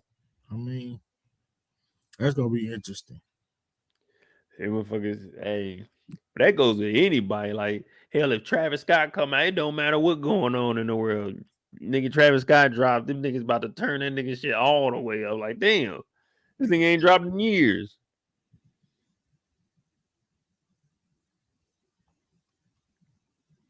OT Is that a world tour, your girl tour? I wonder, how long do you think that it's going to take for them before they meet code? What are your predictions on that? It got to be next episode. Well, they might have this next episode. One episode, I say. If it's not open next episode, it has to be opening for episode 6. I mean, the pink can't be closed. Yeah. Unless they're gonna do a deep dive with this political stuff. Nah, but I mean, from what we were seeing in the trailer, it might be like they get it fixed early in the episode or something. You know what I'm saying? Big L comes up with some money, you know, they move some extra product or something. You know what I'm saying? And they finally get it passed. Right. Yeah. They gotta have the paint. Nee said, I'm tired of the pink closing storyline. Yeah, me too. Yeah, they're recycling this joint. Like this, man, keep this damn club open. We tired of it closing. Trying to sell it, keep it open. Like, give me some plot. Give me something compelling. But we got to think about it though. Remember, they stopped the first one in 2020. So when they were recording, this was 2021 going into 2022. So it was still, they probably had, you know what I'm saying, restrictions to even record it. You know what I'm saying? So we got to understand, it's been like 2 years since they made this shit. Yeah. I mean, what else could we do though? Like, I mean, every time we see the pink though, regardless of what's going on, the beginning of the episode, we had everyone in there. Niggas, I ain't never seen niggas this happy in the strip club in my life. They in there throwing money. Listen to me, throwing money while taking a mask off with the other hand. How are they doing that? They talking about, I've never seen niggas that happy to throw money while taking their mask off in the club. Niggas is jumping around like it's the fucking New Year's Eve. I'm like, nigga, it is not that exciting in this strip club. Yeah, they definitely making the strip club look like more than what it is for real. Yeah. I look like a video shoot. You know what I'm saying? This everybody in here. It's just random guys in here. Just hey. They getting money like that in Chuckaloosa, Lisa. That's what I'm saying, man. They came out here, they throwing bread. I was looking, I'm like, all right, I get it, but was niggas in here just like, was people legit just in the strip club with them stimulus just throwing out money and casually conversating with strippers while eating chicken wings? That's what niggas was doing during the pandemic. Hey man, strip club food is delicious, bro. I ain't gonna lie. I mean, but this is what niggas was doing. I'm not knocking nobody that was doing it. That shit cool. Do what you Nah. gotta do. I'm not gonna be in there doing. I'm just saying this is what niggas was doing. They were like taking the stimulus and was really in these motherfuckers. Like, yeah, man, we chilling, we drinking that stimulus. It, nigga, take your ass home and save that stimulus. Man, throw that. See, it's niggas like you, man. It's niggas like you. Y'all don't listen. Hey, don't listen to Brillo on that, man. Man, hey, they give you them stimulus checks to be out throwing money in the club, taking your mask off, kicking it with the girls. They gave you that shit to survive. Some of my brothers' survival is a strip mental club. health, man. Mental health. But not the whole 1200 done. Not the 1200 done. No, you gotta take 5. Oh, BC, you right. I forgot about that. That PPP loan. Hey. Woo. Woo. If I ain't had my head on right, y'all, I may have been one of them, boy. It did seem like a lick, but man, your ass is going to the clank. If I was fucked up. If I was down and out. You said I need a business with 15 employees, eh? Okay. Yeah. Where you headed to next, Mo? The pink, nigga. I'm headed to the pink. I got about I'm gonna go ahead and just tell you, man. I got about 350 racks. You know what I'm saying? Don't say nothing to nobody. You know, we're gonna probably throw 10 tonight, though. You know, we're gonna go stunt. Nigga, I'm at the club, nigga. That's what you do with PPP loans. Right, now that's to be wasted. Man, appreciate you letting me come up, bro. No problem, brother. I just wanted to come chop it up with you for a minute, man. Talk about this. Everybody, make sure you follow my brother Brillo, the Big Reviews channel on YouTube. He does breakdowns. I'm on this channel a lot, so when you see on my community tab, that's his channel that I'm posting. We do a lot of different questions over there about many different shows. Make sure you tune in to him. Not a boring live. Hey, you always get somebody's water cut off. Tomorrow, so I don't know if you'll be available. Oh yeah, I probably will. Just send me the link, bro. All right. All right, man.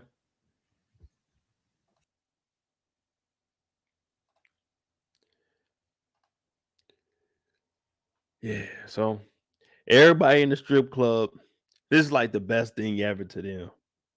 This is the best thing ever to them. They in there, mask off, money in the air. It don't even matter anymore. We at the club, y'all.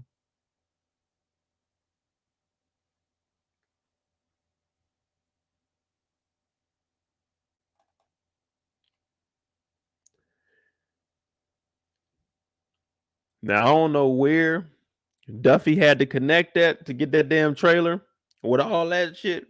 But y'all know them supplies in high demand back then, though. But Duffy got all kinds of work. And if you ain't never been in the back of a truck, let me tell you something. These niggas is about to be hot as hell in the back of that motherfucker. And they all rode in the back of the truck. I'm talking about no seats. They got all these boxes in there. You standing up, you shaking the whole time getting there. You know this is a long ride that Duffy was on. He had to go pick y'all up. We had to go get y'all to load everything. Shit. You riding in the back of that motherfucking truck. You try to make sure the boxes don't fall over so when y'all get there, you can actually operate and get up off that motherfucker. You ain't hurt. Y'all niggas about to be hot as hell. Now y'all gotta wear the mask. And Uncle Clifford got those same boots on that Beyonce had in that. What's that Crazy in Love video? Uncle Clifford got the Beyonce's on. Them Balenciagas, no, these are Beyonce's.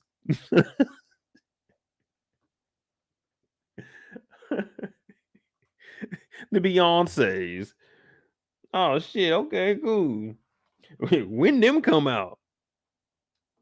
And they had a size 14. Like, damn, Clifford. I know it's hard for you to find them. Them are 101s right there. The Beyonce's. Uncle Clifford talk about, ooh. Ooh. Y'all from Wakanda? Like, damn, these niggas is hopping the ball for this motherfucker. What that nigga say?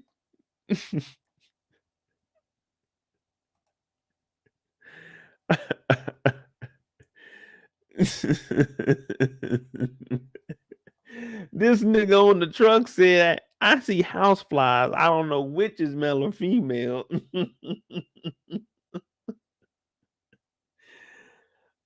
Oh, this nigga was going in on Uncle Clifford. He said, I see house flies. I don't know which is male or female. I said, what? And nigga said he looked at Uncle Clifford. I don't know if it's a male or a female. Like, nigga, he said, I see house flies. Man, get the fuck out of here. This nigga's in the back of the truck. Everybody else has on work clothes. This nigga has on a full sweatsuit. This nigga has that motherfucker zipped up with a Cuban on up under that motherfucker. This nigga wasn't prepared to move shit. He said, I'm about to come and look good, nigga. Fuck what y'all talking about, nigga. Swag. Nigga behind him got the fitted on. He got the short sleeve. We about to be working. This nigga said, fuck that. Putting the Cuban on. He leaning on the wall. Talking to her, hey, I see house flies. I don't know which is a male or a female. Y'all niggas about to get y'all ass to work. Because who are the people that showed up to help y'all? Who showed up to help y'all? Diamond in the girls. Diamond in the girls. Brazil, she got that messed up nose. She can barely breathe. Because our girl, Roulette, got on her ass. Diamond's just freshly back. The other girls, the whole time we seen it, we ain't even see none of them working. All the girls were just eating. They had all them niggas out there. They just rode on the back of that hot ass truck down here. They got off of there. Can we get some water, please? Get back to work. They like, damn, nigga, we just wanted some fucking water. We've been carrying these goddamn boxes and got to put up all this hand sanitizer. We can at least get some water. Like, all right, who you can get some water. They called that nigga in the back room. He was looking for the bathroom. They weren't helping these dudes. These niggas was doing all the work. They called him in that back room. They said, what is wrong with you? What are you doing back here? He was like, man, I gotta pee. They said, man, you burning. He's like, no, man, I gotta pee. When they jump to why you gotta be burning. These niggas are doing all the work. They thought he was in the back room burning. What? This nigga need to use the bathroom. We just watched this nigga. Look what time it is. Look what time it is. It's afternoon. It's about 1 or 2 right now. Because I don't see no shadows anywhere. So it might be around noon. Now you remember they stay in the club until the curfew starts. Because remember they said 8 o'clock. That's right. That's like in a couple minutes. So these niggas work from 1 to 8. And this nigga didn't know where the bathroom was. Y'all talking about, is he burning? He said, are you burning?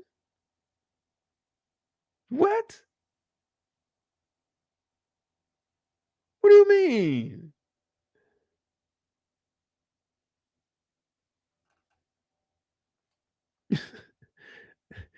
He back here, he don't know where nothing is. This nigga been working and sweating all day. He like, look, I got to pee.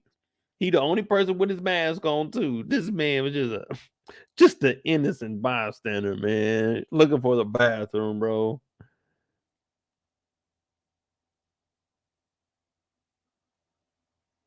He's just looking for the bathroom. He asked this man, was he burning? I ain't seen no hood shit like this before, man. I love it.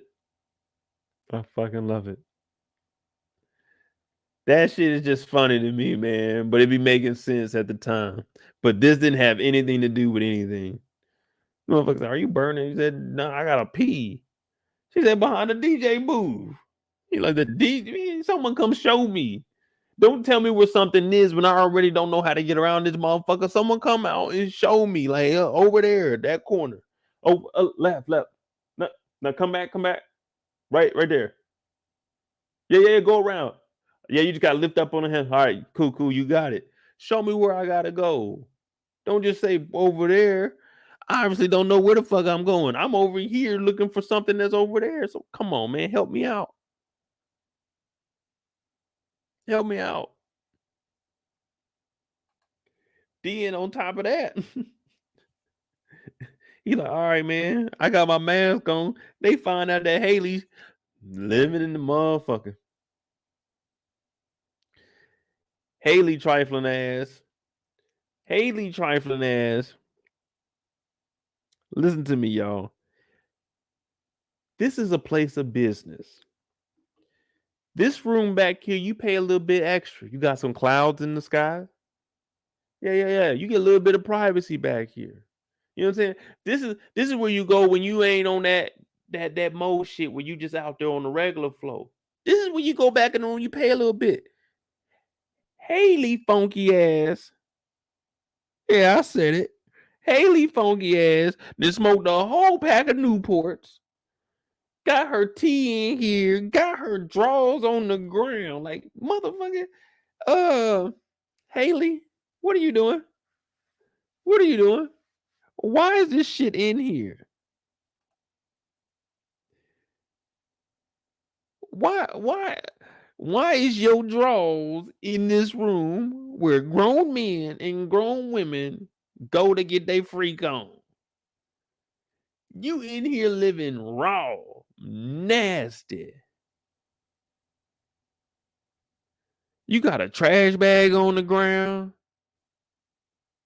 drawers, a pillow. Jeez Louise, Hailey, really? Go sleep in the office or something. Who cares if you're sleeping up there, but you can't sleep in here? I'm not paying to go back in the little champagne room to go in there and be in Hailey's living room / bathroom. I'm not paying that price. I'm already not paying to go back there, but I would be upset if I went in there and it smelled like ass and Hailey's drawers are over there and it smelled like a bowl of cigarettes because there was a whole pack of Newports smoked and not dumped. I'm not paying for this VIP experience. I'm sorry, I'm not. I come out of there, I might have to see Big L. I might have to go over there and I might take a L or I might take a W, but I might have to get on his ass for that presentation that they had in this champagne room with draws and a pack of smoked Newports. Big L, be prepared, brother, because I'm coming to see you. If this is in the VIP room and I got me a nice little thing, you know what I'm saying? If I got me a nice little thing and I'm in the VIP room and I see draws and cigarettes, I'm upset. I'm going to the front desk. I want a refund. Yes, I do. I want a piece of paper and a pen so I can go ahead and leave a comment. Where's your comment box? And also, who is the manager of this establishment? Because I will be reporting this to my lawyer because it was unsanitary. There was draws in the VIP room. Ain't no way the pink should still be open. Hell no.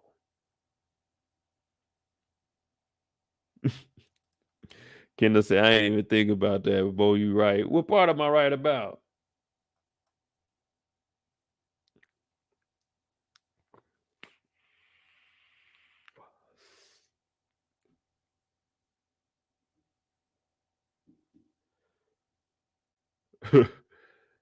Autumn sleeping in the house. I mean in the damn club.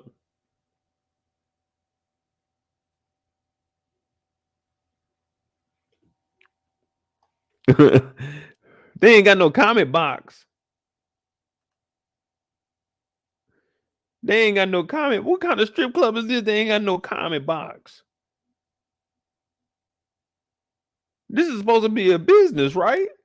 I should be able to go up front, go to the girl at the register that I paid that $20 to. I paid $20 for a well-lit establishment. Clean establishment too now.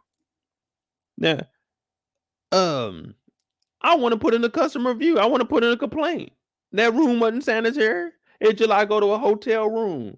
I go in there, that bed wasn't made. Hey man, yo, y'all gotta make these beds up for nigga come in here. Y'all got cigarettes in here. Y'all got drawers in here. Y'all need to put a comment box up there. I ain't gonna put my real name on there. I'm gonna put anonymous on there. But I'm just saying, I paid $20 to get into an establishment. And then I paid a little bit more money to go back in that back room. Now, I liked all the beads. I liked the atmosphere and anything, but it smelled a little funny. And I was like, okay, maybe we just in the strip club and we closer to the locker room. But then I started sniffing a little hard. And I said, damn, this is fucking smell like ass in here. Looked over on the floor. It was ass in here. Some drawers in the trash bag. And then a bowl of cigarettes. Yeah, I'm putting that in the comment box. Yeah. Mr. Anonymous entered into VIP room 3C. On arrival, notice an awkward smell.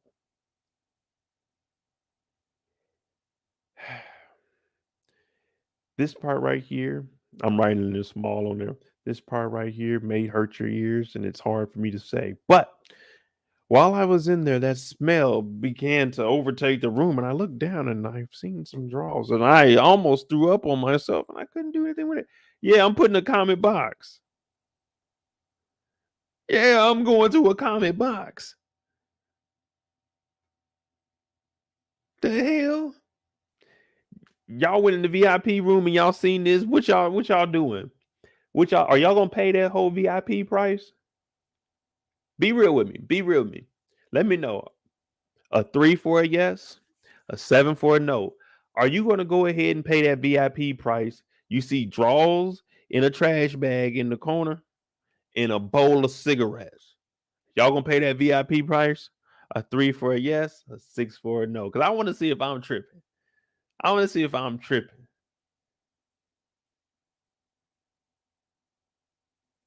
You know what I'm saying? I just want to make sure that I ain't tripping. Now, see, I don't want to get nobody in trouble. That's why I'm gonna put it in the comment box. I ain't gonna say no names on there, but this is just a warning. This is just a warning, so you know when the next people come, you want to make some money, you might need to clean it up in there a little bit. Like that ain't right. That ain't right. Now we all humans and we understand some people have odors and stuff, but that ain't right for y'all to put that stank bomb in there for us. That ain't right. Not like, come on, Uncle Clifford, for real. How long we been coming to the pink, man? Huh? How long we been coming? Yeah, since 04, man. 04. We ain't never did nothing but be respectful to you, Uncle Clifford, in your establishment. How can you have your VIP room like that? You can't have your VIP room like that. Come on, Cliff. That ain't right, y'all. That ain't right. Now we see why Mercedes kicked her up out of there. She ain't living right. Ain't no telling what that bedroom was like in there. Ain't no telling what that bedroom was like in there. Damn, Autumn. Damn. When we take a deep dive into all these characters, we start looking at them like, damn, Autumn. You really living like that? I mean, we know at the beginning of season 1, you had it rough. We know you had it rough. You had to start from the bottom. You started all the way over. You had to grind your way back up. But come on now, don't tell us you living like this. Just living like this.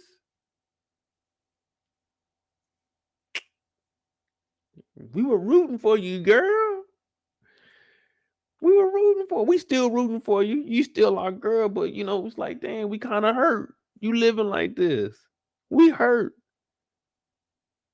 We so hurt. Even Mercedes is hurt. You ain't living with nobody and you living at the place. We care for you. We just expected more from you. That's all. That's how we all feel about Hailey. We like her.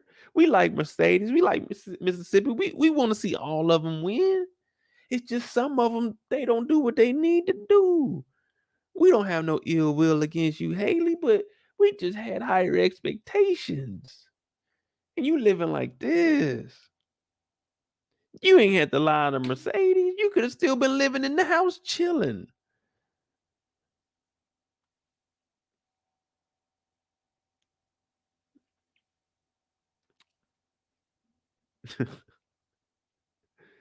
Oh well. Oh well. I want my refund, and I'm putting a comment in the comment box. We said all that to say that I'm putting a comment in the comment box.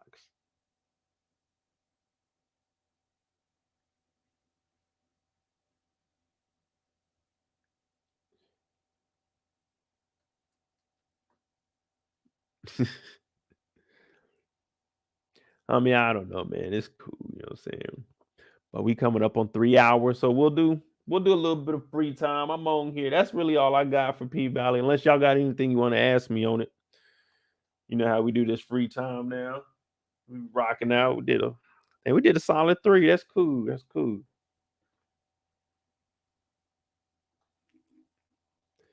Yeah, whatever y'all got. We got well, I'm gonna do a free live one of these days before I leave, because I leave on Thursday. So Thursday I leave and I'll be gone for 2 weeks. I'll be overseas. So I'm gonna still try to put up the recaps and maybe like the what's next. And if I get any exclusive clips or anything, I'll still try to drop them. You know, my laptop don't bounce down as fast as my desktop, so shit. Things might be a little late, but if y'all rock with me, you'll have something to watch. I'll probably upload some rants or something to hold me over for the the down days. But other than that, we got shit.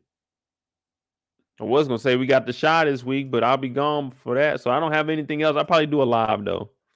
I'll probably do a live, just a free live. We talk about whatever. Oh, matter of fact, we do got something to talk about.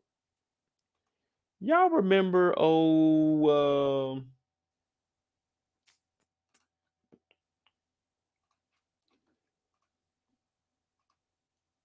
What's her name? That Sergeant Jewel chick. Where I was telling everybody, the Jewel Scott chick.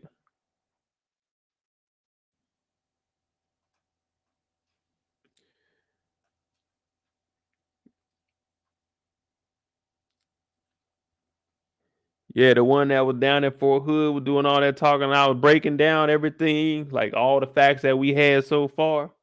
Well, it turns out they said she didn't took that GoFund money. She didn't took the GoFund money. They said she in Colombia right now. And I told people, I said, hey, I'm not saying she's lying, but man, you got to get all the facts. She put up that GoFundMe and they got receipts. They said one of her counselors or something was talking to her before she went over there. I was like, damn, people be falling for this shit. People be crying wolf. And then they don't.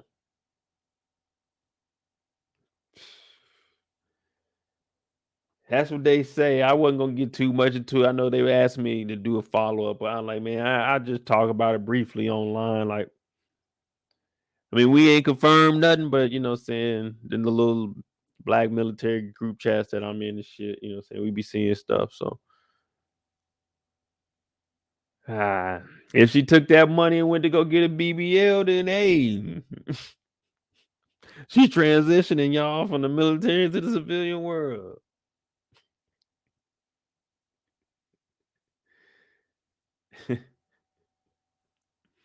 It is what it is, man. But I just say, hey, before you donate to something, make sure you read into it. Make sure you read into it. And don't just go off of, you know what I'm saying, like pure emotions. Listen to the facts. Because if she knew so much information that everybody was saying, oh, she must have exposed some corruption or stuff, then this is the time for you to be telling everything that you know. If you knew anything that they think that you were trying to cover up, you need to go to CNN. You need to get some protection and tell what you need to know. I mean, tell what they need to know so you can cover yourself. You ain't wrong for this.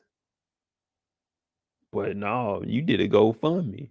You tried to raise $15,000 so you could transition back into the civilian world. Now they saying your ass ran off with, what was it, like the 8,000, 9,000, whatever it got up to. Now I don't know if it's true or not, but That's just what the counselor lady is saying, and she was showing text messages and conversation. So if she took y'all money, I apologize. I couldn't reach you all with that, but I do my best and I give my recommendations. If I see something, if I think it's a little fishy or sketchy, I'm like, hey, oh, dude. But it's ultimately up to you, man. But yeah, it's messed up if that shit true. Shit took their money.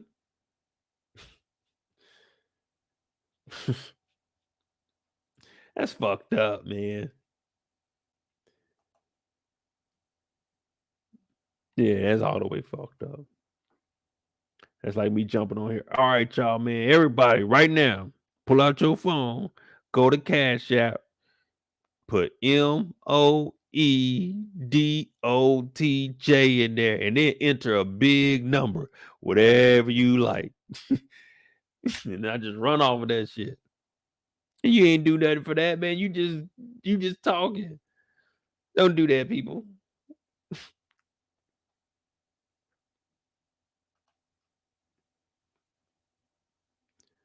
But hey, look though, we pop up though on the top images for yeah, that's us right there. We pop up right there.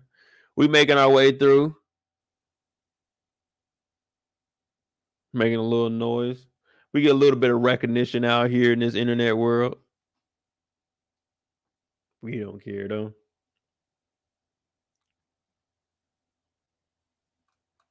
But yeah, if y'all ain't got nothing to shit, I'm gonna grab me something to eat. Oh, let me show y'all. I'm gonna show y'all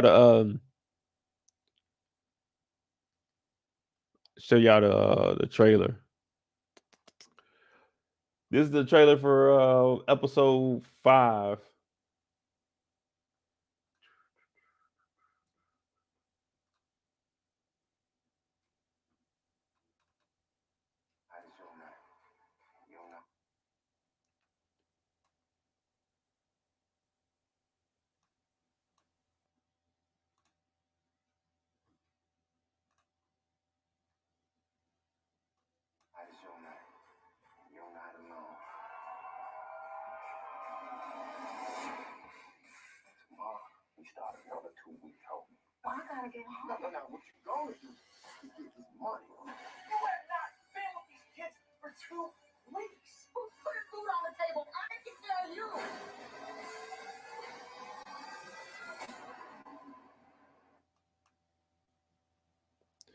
Yeah, man. You seen that? Like, you seen that? I'm like, nah, okay. White boy Derrick acting a fool now, ain't he? You ain't been home, man. Seen these kids in 2 weeks. Like, damn, Derrick, I'm out there getting that money, that paper. I got ass lashes. I got eyelashes now, baby. I got eyelashes now. The Mississippi sip lashes. Yeah. I got lashes.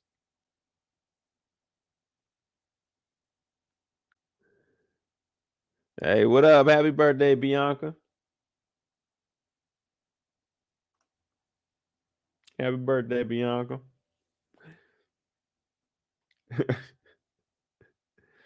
Shit. Derrick talking about you ain't seen these kids. We already know he about to flip out. We know he about to flip out. But if you watch, when I was breaking it down, right after she was talking about Derrick, we seen Wody wink. So I was thinking, oh no, they may have just threw Derrick in, you know what I'm saying? And then the wink right after to indicate that he might be the one that has to go this season.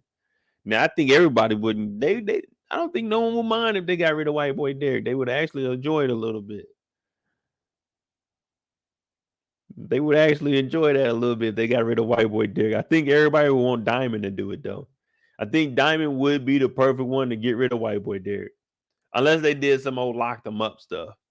But if they're gonna get rid of Derrick, then yeah, let Diamond do it. That'll probably be the best bet.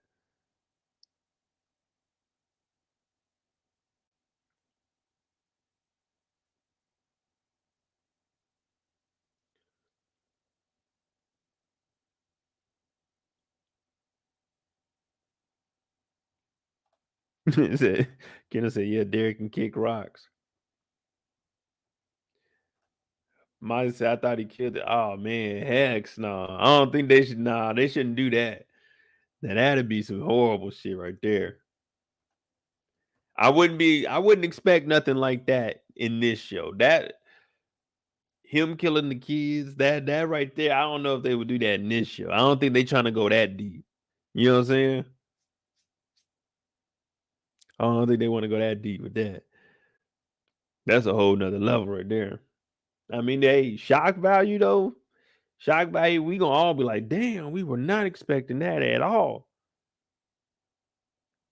That would give Mississippi a good chance to shine, though. That would give Mississippi a good chance to shine. I'm talking about the actual actress. She could do a good ass crime role right there. Oh yeah, we take it all. You already know Tyler Perry about to call. You already know Tyler Perry about to call. Tyler Perry about to drop that bag too. You know what I'm saying? And now you didn't put in that work. You didn't put in that work. And you done had good wigs, you know what I'm saying? They always downgrading Tyler Perry's wigs for some reason. They always clown his show for the wigs. I be looking at some of the hair that the guys be having. We having like be a nigga with a box. And you be like, hey man, niggas ain't walking around with a box like that no more.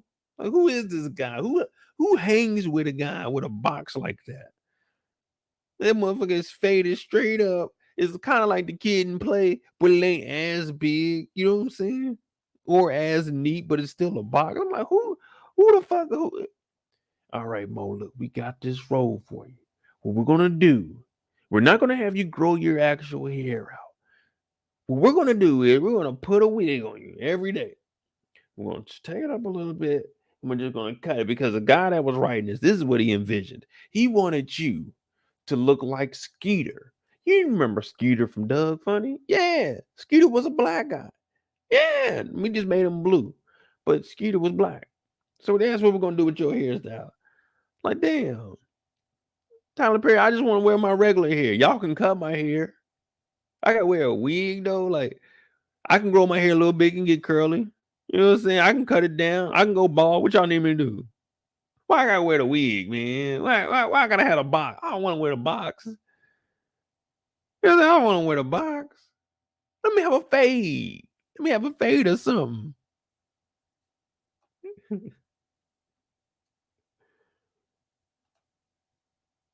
But yeah, this could be her chance to shine if she can play a good role with the kids. That's if they allow Derrick to do that.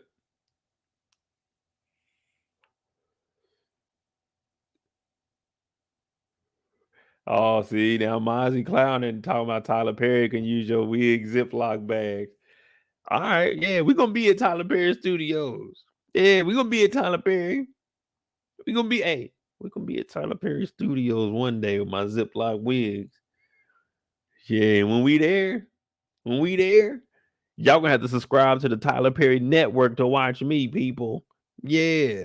When we make it up there with the wig Ziploc bags, y'all got to subscribe to Tyler Perry Networks to watch me. No more YouTube. No more free. Yeah, we with Tyler Perry now. Yeah. Yeah. We got Ziploc wigs for sale. I'm on the Tyler Perry Network. I'm the only live show on the Tyler Perry Network. And we do numbers over here. I'm talking about we got Medea on replay. We making it happen around here. You know what I'm saying? The Proud, not the Proud Family. Is it the Proud Family? No, the Proud Family, the cartoon. Meet the Browns. Yeah. Yeah, we got Meet the Browns playing on repeat in the background. We at Tyler Perry Studios. That motherfucker be just like this. Hi, welcome to Tyler Perry Studios. I'm Modi J, and we are live with What's on Your TV tonight. Yeah. We on Tyler Perry taking that shit to another level. Well, I probably can't curse on the Tyler Perry Network, but sheesh, we taking it to another level over here at the Tyler Perry Network. Y'all gonna be like, dang, I remember Mo when he was on YouTube for free. Nope, not no Mo. I don't remember none of y'all. Y'all all laughed at me when I had the Ziploc wig bags. Yeah. Yeah. I had the Ziploc wig bags. Everybody laughed at me. Everybody laughed at me and said, that nigga Mo, he ain't gonna be shit. His daddy wasn't shit. If Mama wasn't shit, he ain't gonna be shit. That's what everybody was saying. Everybody was counting me out. Everybody was counting me out. I said, how about a wig Ziploc bag? Boo, that sucks. Tomatoes. I said, they don't want to see me winning. They don't want to see me winning. But guess what? Like that boy down in Miami say, God did. God did. They're gonna be mad as hell. I'm at the Tyler Perry Network. Yeah. Oh yeah. They want me to get on YouTube. No, they gotta bless me now. It's Tyler Perry for life. Tyler Perry for life. What y'all talking about? The only live show on the Tyler Perry Network will be Modi J. What's on your TV? We got the only live spot. Everything else pre-recorded. You got Madea before Mo. You got Meet the Browns after Mo. That's all we got. Yeah. That's all we got over here at Tyler Perry Studios. Yeah.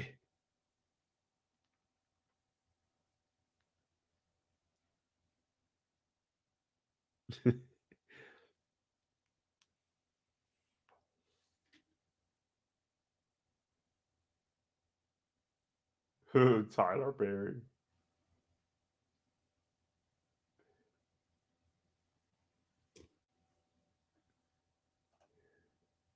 Oh no, I'm not gonna. Hey, Bianca, I'm not gonna forget none of y'all.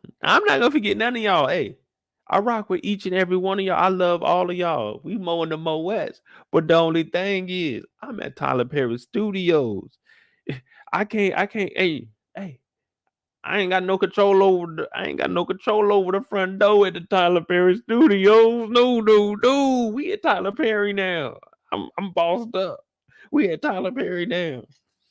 Oh no, they didn't support me. I ain't forget about the small people. I don't know the people at the front door. We at Tyler Perry right now.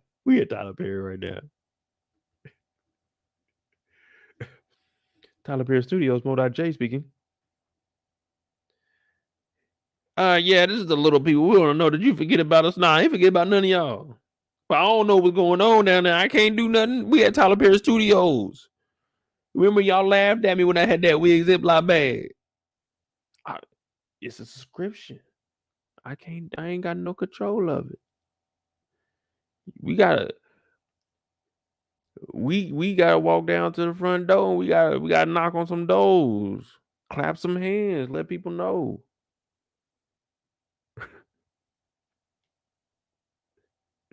But we at Tyler Perry Studios. That's a subscription base.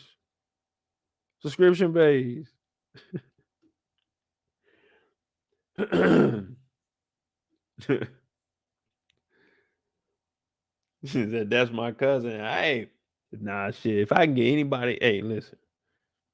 If I can get anybody anything for free, like if it's something that I work for and they like, hey, you know what I'm saying, if such and such, I'm gonna be like, hey, can I get such and such something? Is that cool? Like, yeah, all right, cool. You know what I'm saying? Give my brother something for free. So shit. If I can, if they give like sat with a Tyler Perry to nigga, I'd be giving out so many motherfucking free access things, man. Hey, everybody I know is watching this shit for free. They're gonna get their 3 months, and then you know what I'm saying. You start paying me more, than you know what I'm saying. I probably won't give out as many free ones. But right now, this is a hand-to-hand exchange. I'm bringing people on. They watching it for free, but yeah, now they gonna be interested. Now, if you start dropping some shows or some shit, you know what I'm saying, to cover for me for bullshitting, get us back to the top. We out here, baby.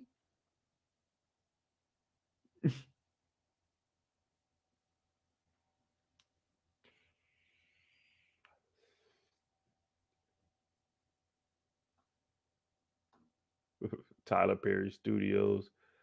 You probably got to follow a lot of rules over there, though. I ain't complaining. I'd do it, though. Just depends, man, on how much controlling what they want me to do, man. I don't really do too much goofy shit unless I feel like I'm in control of it. So I know it ain't, you know what I'm saying, gonna make me uncomfortable.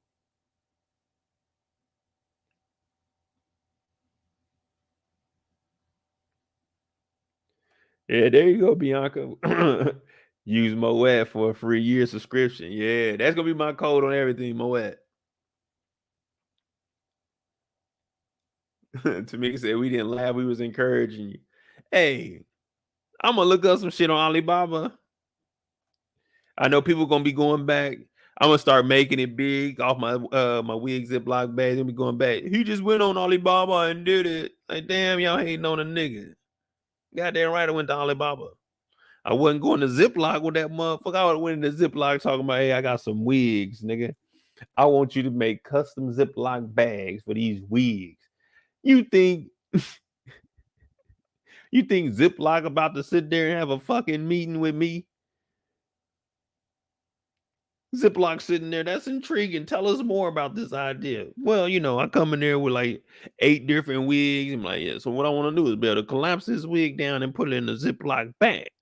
Now, I know you guys got that, you know what I'm saying, the little, and you hear the teeth. Y'all got that. I want to put the wigs in something like that because you guys are a trusted brand. Now, we used to be young. We used to put spaghetti in there. We was tripping. When you think about it now, you putting spaghetti in there with that motherfucker accidentally, you know what I'm saying, burst open. But that's how much we believed in Ziploc bags. Now, what I'm trying to do is stick these wigs inside the Ziploc bags. They be like, nigga, we ain't producing no motherfucking wig Ziploc bags. You got to go to Alibaba. Now, unless you go down somewhere, it'll be like a little bitty city in Texas that make bags, or it might be something up in like a little company in Massachusetts. Somehow you found these niggas on like a message board or some person then randomly stumbled across it. Man, Ziploc ain't about to sit with me and talk to me about wigs in the Ziploc bag. Yeah, I got that shit from Alibaba.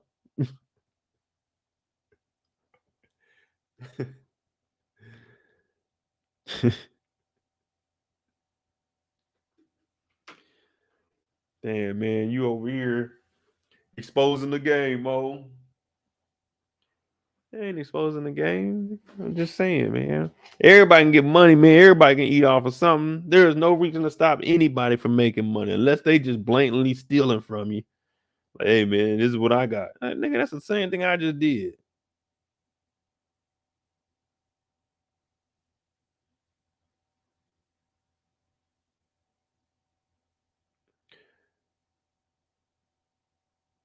Hey, shout out to Kendall for that $20 cash app. And Isaac for that $5. Okay, cool. We got 25. What time it is? Nah, I thought we ain't gonna get no wings this late. We can probably get some tomorrow though.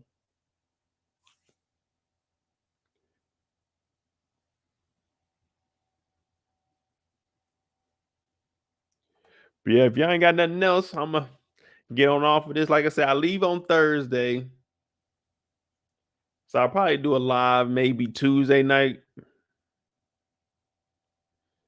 Brillo tomorrow. Yeah, probably Tuesday night I might do something. Then 8:15 on Wednesday on Pretty Girl Loves Trap. So that's probably what I'm doing. Probably be on Brillo's channel tomorrow. Do my own live on Tuesday, and then Pretty Girl Loves Trap. And then I'll be gone. I'll still be uploading recaps when I get a chance. Shouldn't be no later than a day. You know what I'm saying? If y'all leave me and turn y'all back on me, it's all right. I still love y'all, man. It was cool while it lasted. I failed y'all for 2 weeks. I'm sorry. But if you could please hit that like button before you leave, it would deeply, deeply, deeply be appreciated.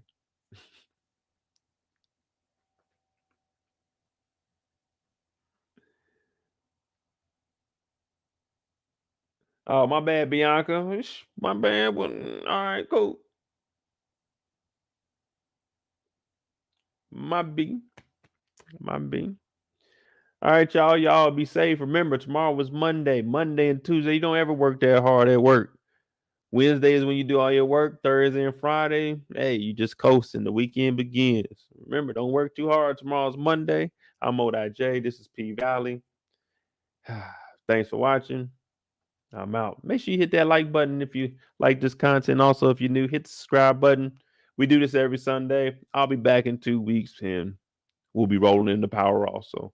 Have a good night. I'm out.